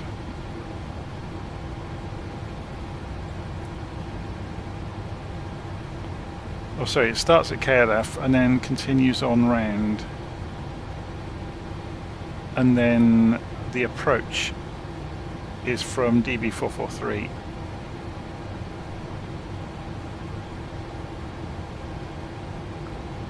Which is obviously that part of the route. So we have to arrive here at 4,000 feet. But we'll wait and see what happens. We might get vectors. There's no other aircraft around, so there's no reason for us to go do this. See, it's all appearing now on the navigation display, along with the constraints, which are also replicated here. 073. Contact Bremen radar on 125.3. Contacting Bremen radar 125.3, virtual 073, good night. Bremen radar, virtual 073 with you, descending on the KLF-1 Lima, arrival into Berlin.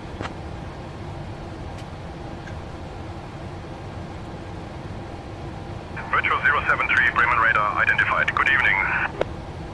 Yeah, so we're getting regional accents.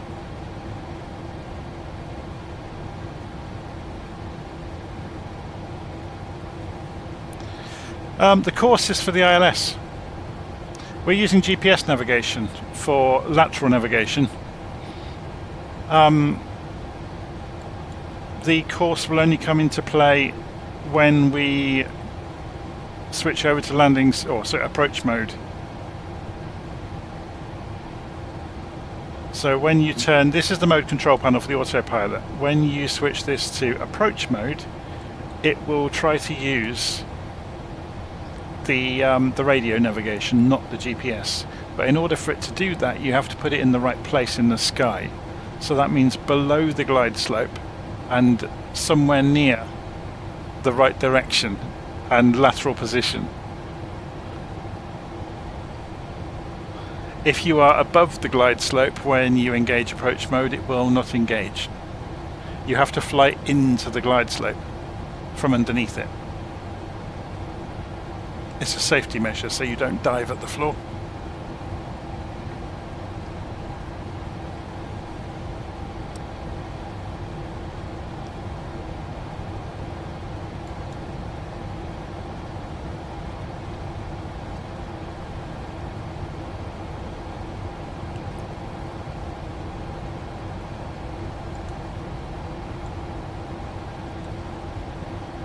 So we need to go and find out anyway what the...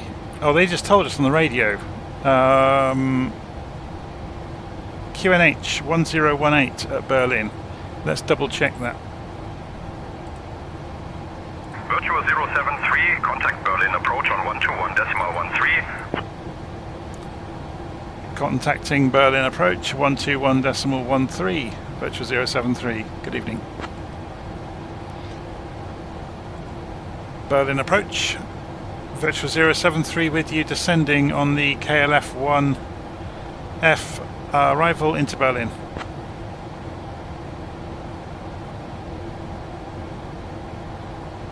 Or was it 1 Lima? Just told them the wrong one, haven't I? 073, Berlin approach identified. Guten Abend zusammen. Expect the ILS Zulu runway 24 right approach into Berlin. Expecting the ILS 24 right approach into Berlin, virtual 073. So they may make us fly the whole of the star then.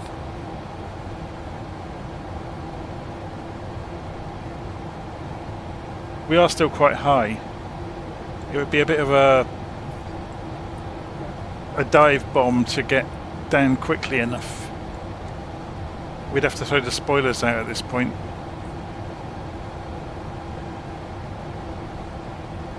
Because there's the runway. I was just wondering if when we get to Uburu, if they might turn us straight in.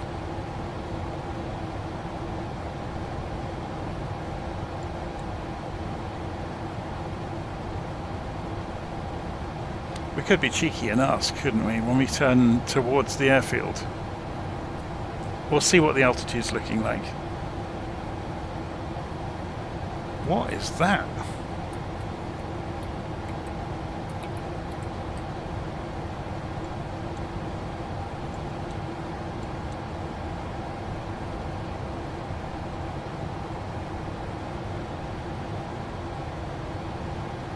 Does anybody know?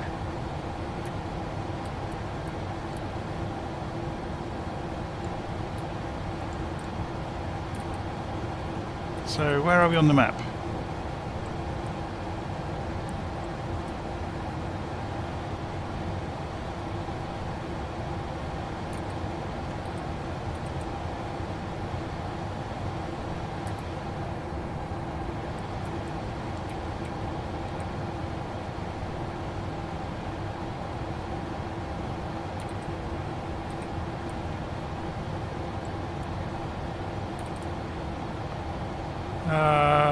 V-shaped roads. It's here.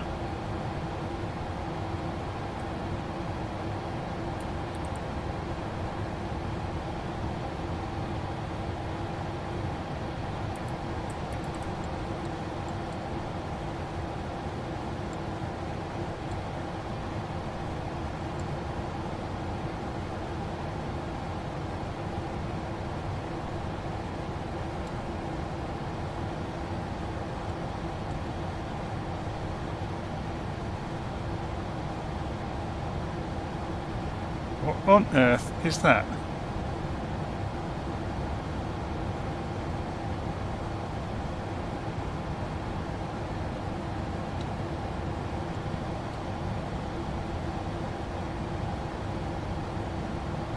It's obviously some sort of venue, isn't it? What it might be, though, I don't know. Okay, we're down to 11,000 feet. And descending, we'll see the speed drop in a moment to 250 knots to get below 10,000 because it's aviation law.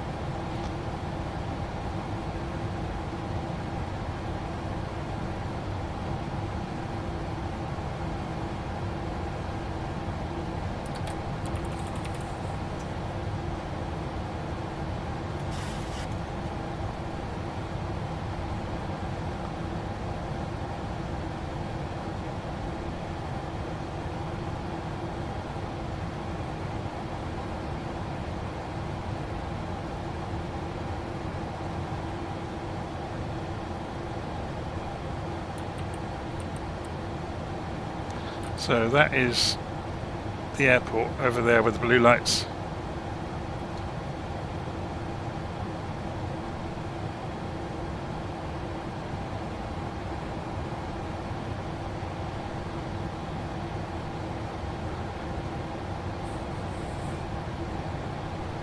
And we're going to have to fly all the way around there by the sounds of it.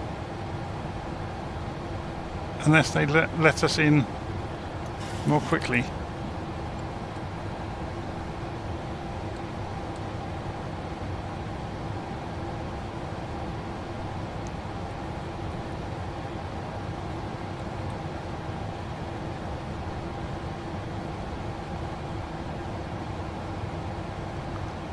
Okay, we're approaching 10,000 feet. We're within 500 feet of it now, so landing lights on. Which is going to light up the mist in front of us.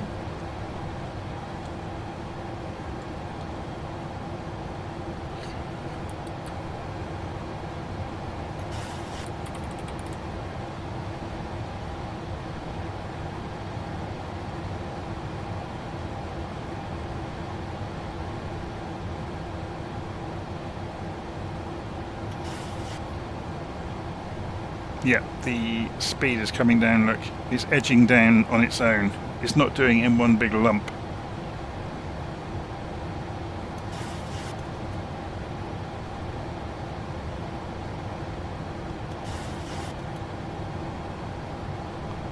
So we can go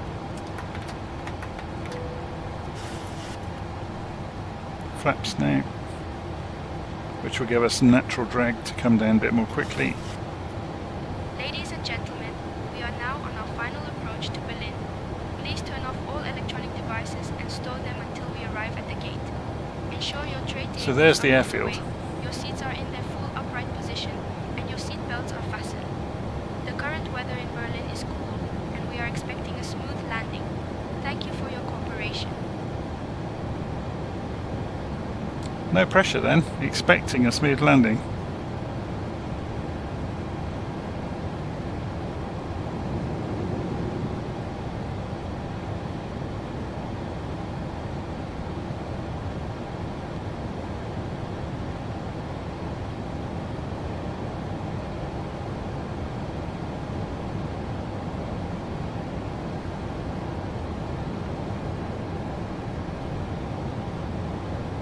Munich radar, Delta Lima Oscar, Oscar Whiskey 1000. Delta Lima Oscar, Oscar Whiskey radar contact.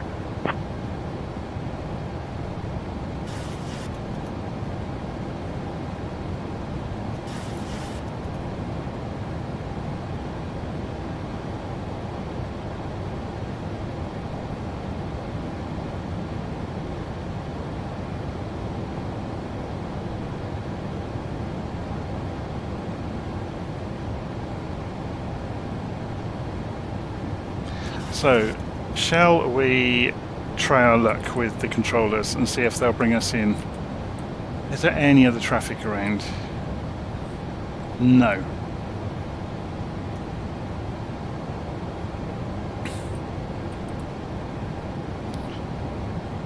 We are talking to Berlin approach now. So we're going to be cheeky and ask if we've got any chance of vectoring direct to Uburu. Berlin approach, virtual 073. Just wondering if we can descend quickly enough. Can we vector straight to Uburu for a direct in approach on runway what runway 24 right?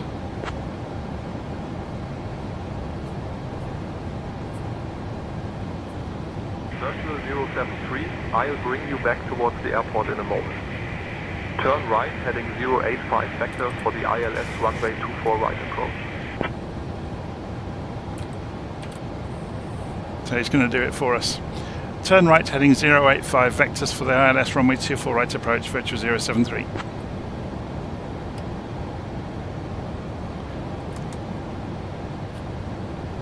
So rather than go all the way out, they're going to let us come back in.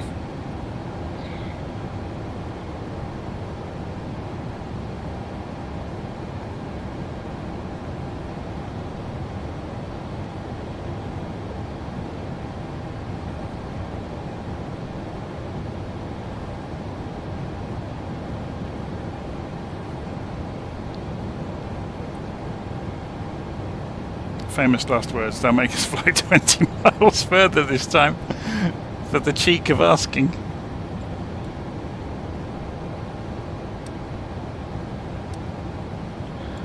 What's the transition altitude? Let's go check. 5,000 feet. And it was 1019, wasn't it, the current reading?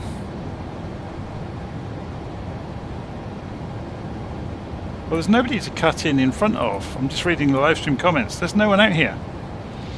So I'm guessing they'll pull us, do like a box pattern to give us an intercept. We'll find out in a moment.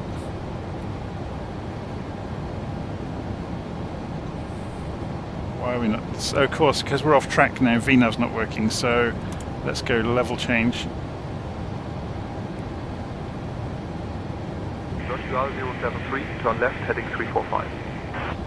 Turning left heading 345, virtual 073.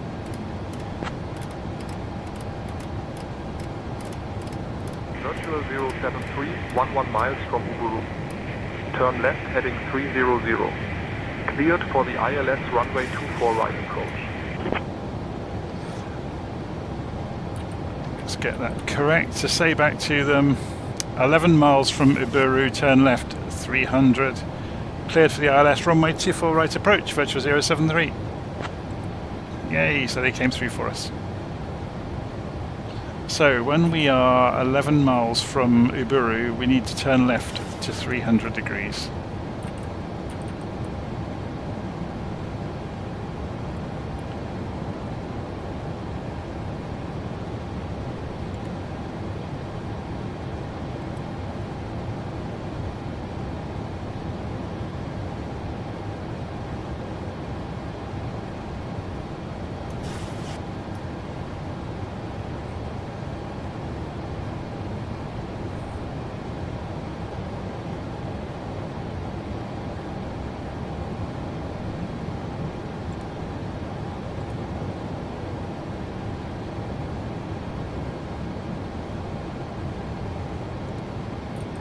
So we're going to do it now.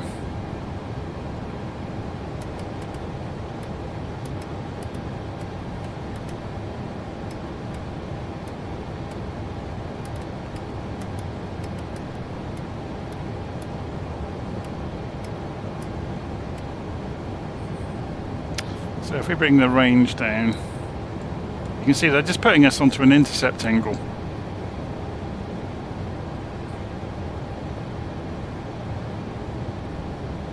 Coming down towards the transition altitude, so we need to go and do that. So 1019. And that's done both sides. What about the backup altimeter? Barrow.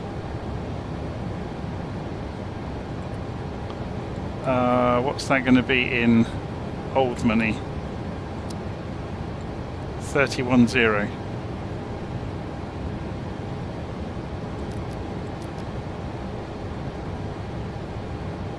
Oh, maybe it works automatically. That's very odd. Yeah, it is, look, it's doing it on those, but not that one.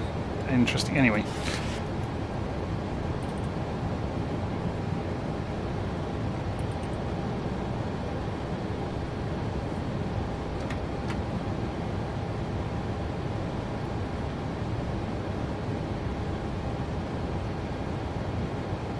It's coming out towards 4,000 feet, which we needed to be at Uburu.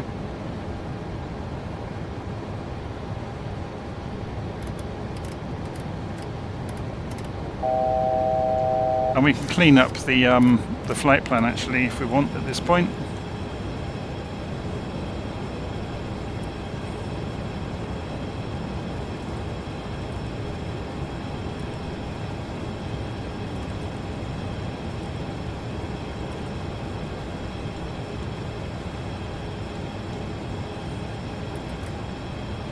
That's the runway out in front of us. We're now coming into 3,000 feet, which we were cleared for. Doing 180 knots. We're below the glide slope, on track.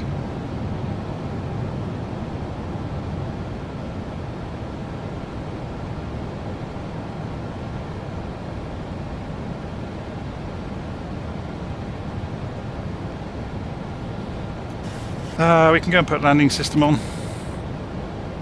or approach mode as it's called in the Boeing, and then you get the CDI and the glide slope.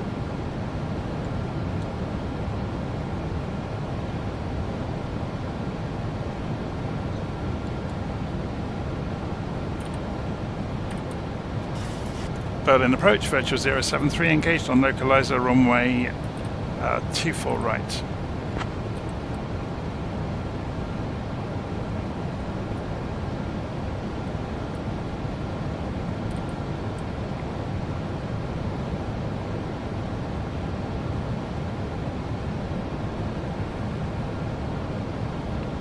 Virtual 073, contact Berlin Tower on 118.805.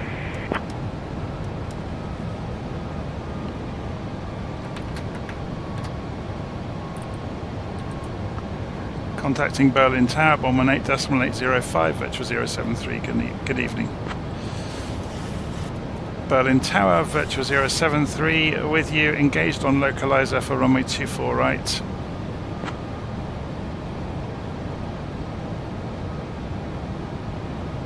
This is not doing lateral navigation or approach. Virtual 073, Berlin Tower identified. That's quite interesting that we weren't quite lined up there, look. So you get to see what approach mode does when you're near it. So it's just pulling this across. I'm going to go manual now anyway. So this is me flying now.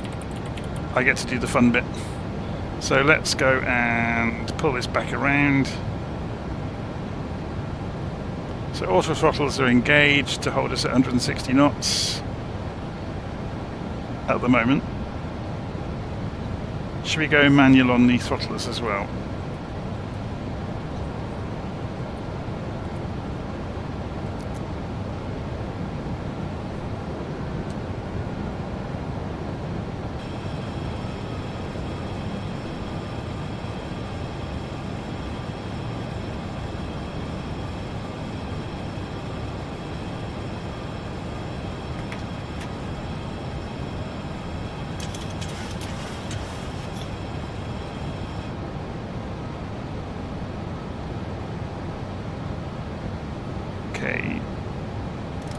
That's just complaining because with the current flap configuration it wouldn't be able to achieve that speed if we did have the auto throttle on.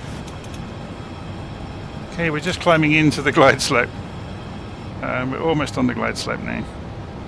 So you can see that here, and there's the centre line. Virtual 073, winds 230 at 3, runway 24 right, clear to land.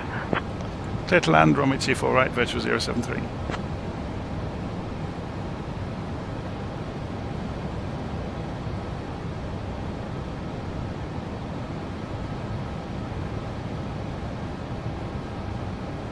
Berlin's huge, isn't it?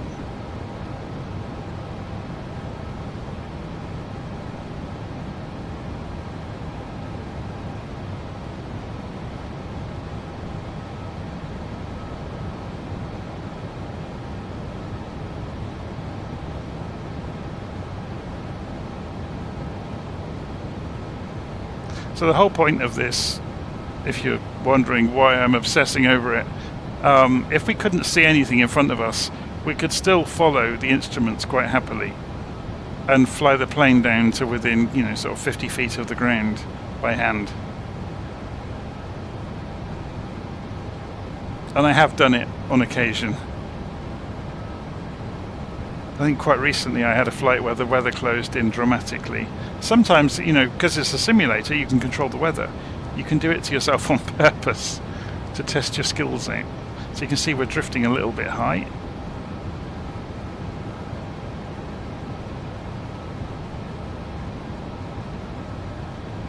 And I've done this before where you just focus your view on these instruments and fly the aeroplane down the pipe basically, and then pop your head up at the last moment. It's not much fun for other people to watch, but it's a good mental exercise. Yeah, look, we're going slightly high and slightly off to the right.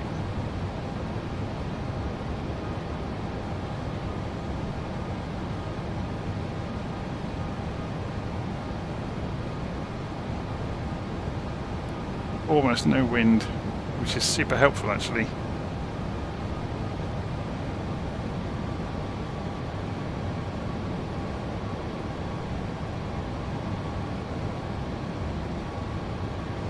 The wind is moving around a little bit down here, but not much. So you can now see the PAPI lights alongside the runway.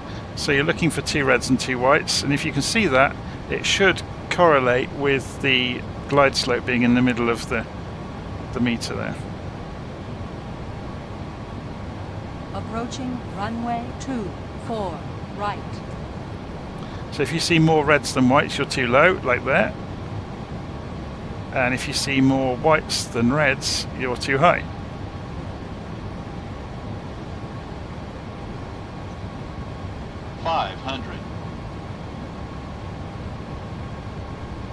See the airplane's starting to sink because we're getting slower.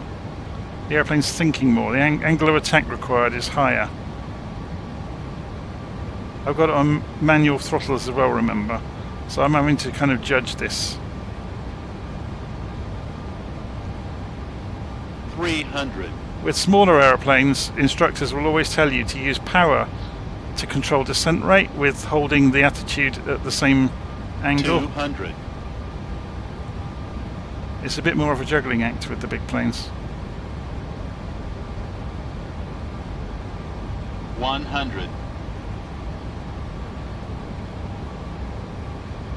50. 30. 20. 10.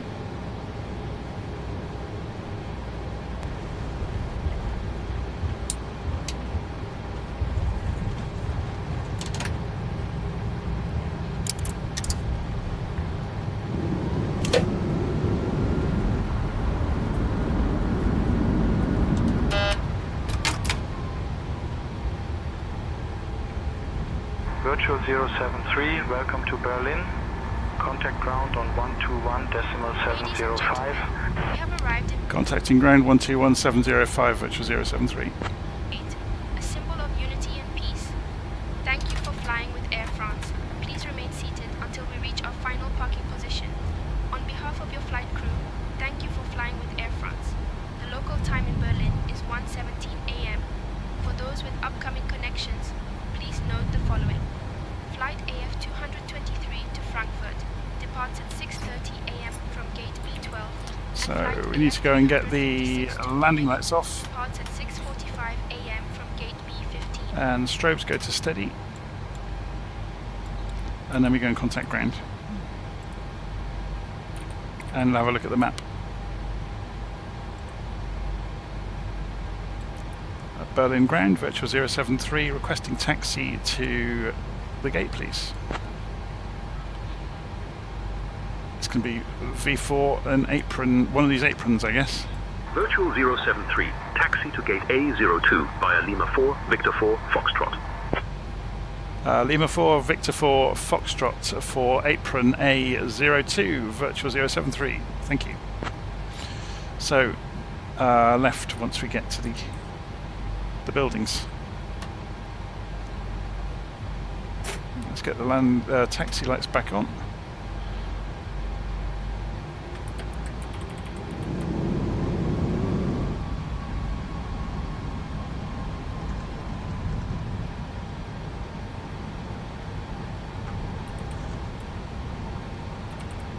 So straight across here.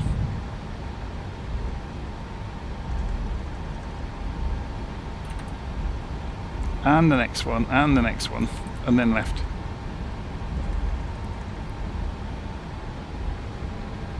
Presuming this is the turn. Trying not to scrub the tyres too much.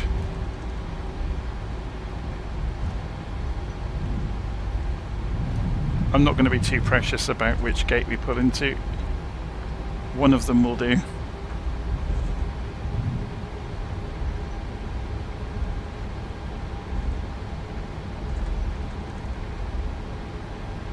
It's not a high fidelity version of the airport. It's pretty good, but it's not brilliant. We'll go here.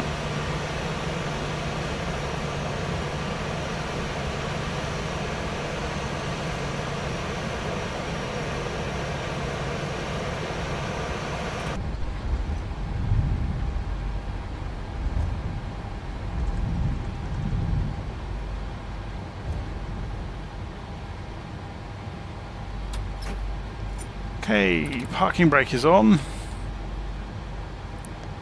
and can we do ground on the tablet? Ground services, yes we can. So we can set the chocks, and we can request ground power, which will, when it arrives, yep, there we go, we've got ground power, so we can switch over to ground power. And that means we can shut the engines down.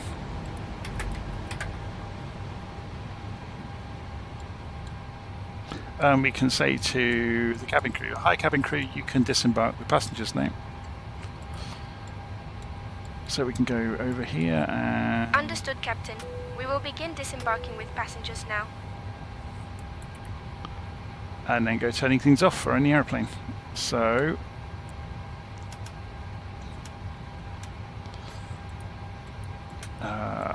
heats, probes, packs. Fuel pumps. Taxi light can come off, obviously. Anti-collision lights off. Strobes off. Logos off. And the electric hydraulic pumps can come off.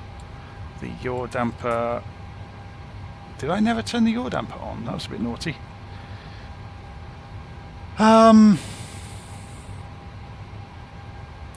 Yeah, and there we go. Obviously we can go cold and dark very quickly, just, you know, remove the ground power and then turn the batteries off. But we're more or less there. Hopefully you enjoyed that this evening. So yeah, it's a bit dark here in Berlin, isn't it? Should we see what it would have looked like earlier in the day?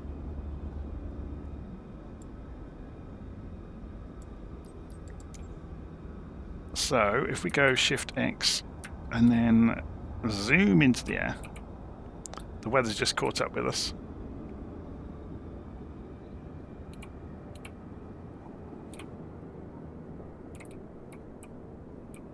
So there you go. It's a big old airport, isn't it?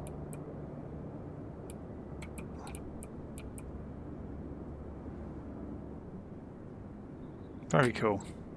Anyway, I'm going to leave it there.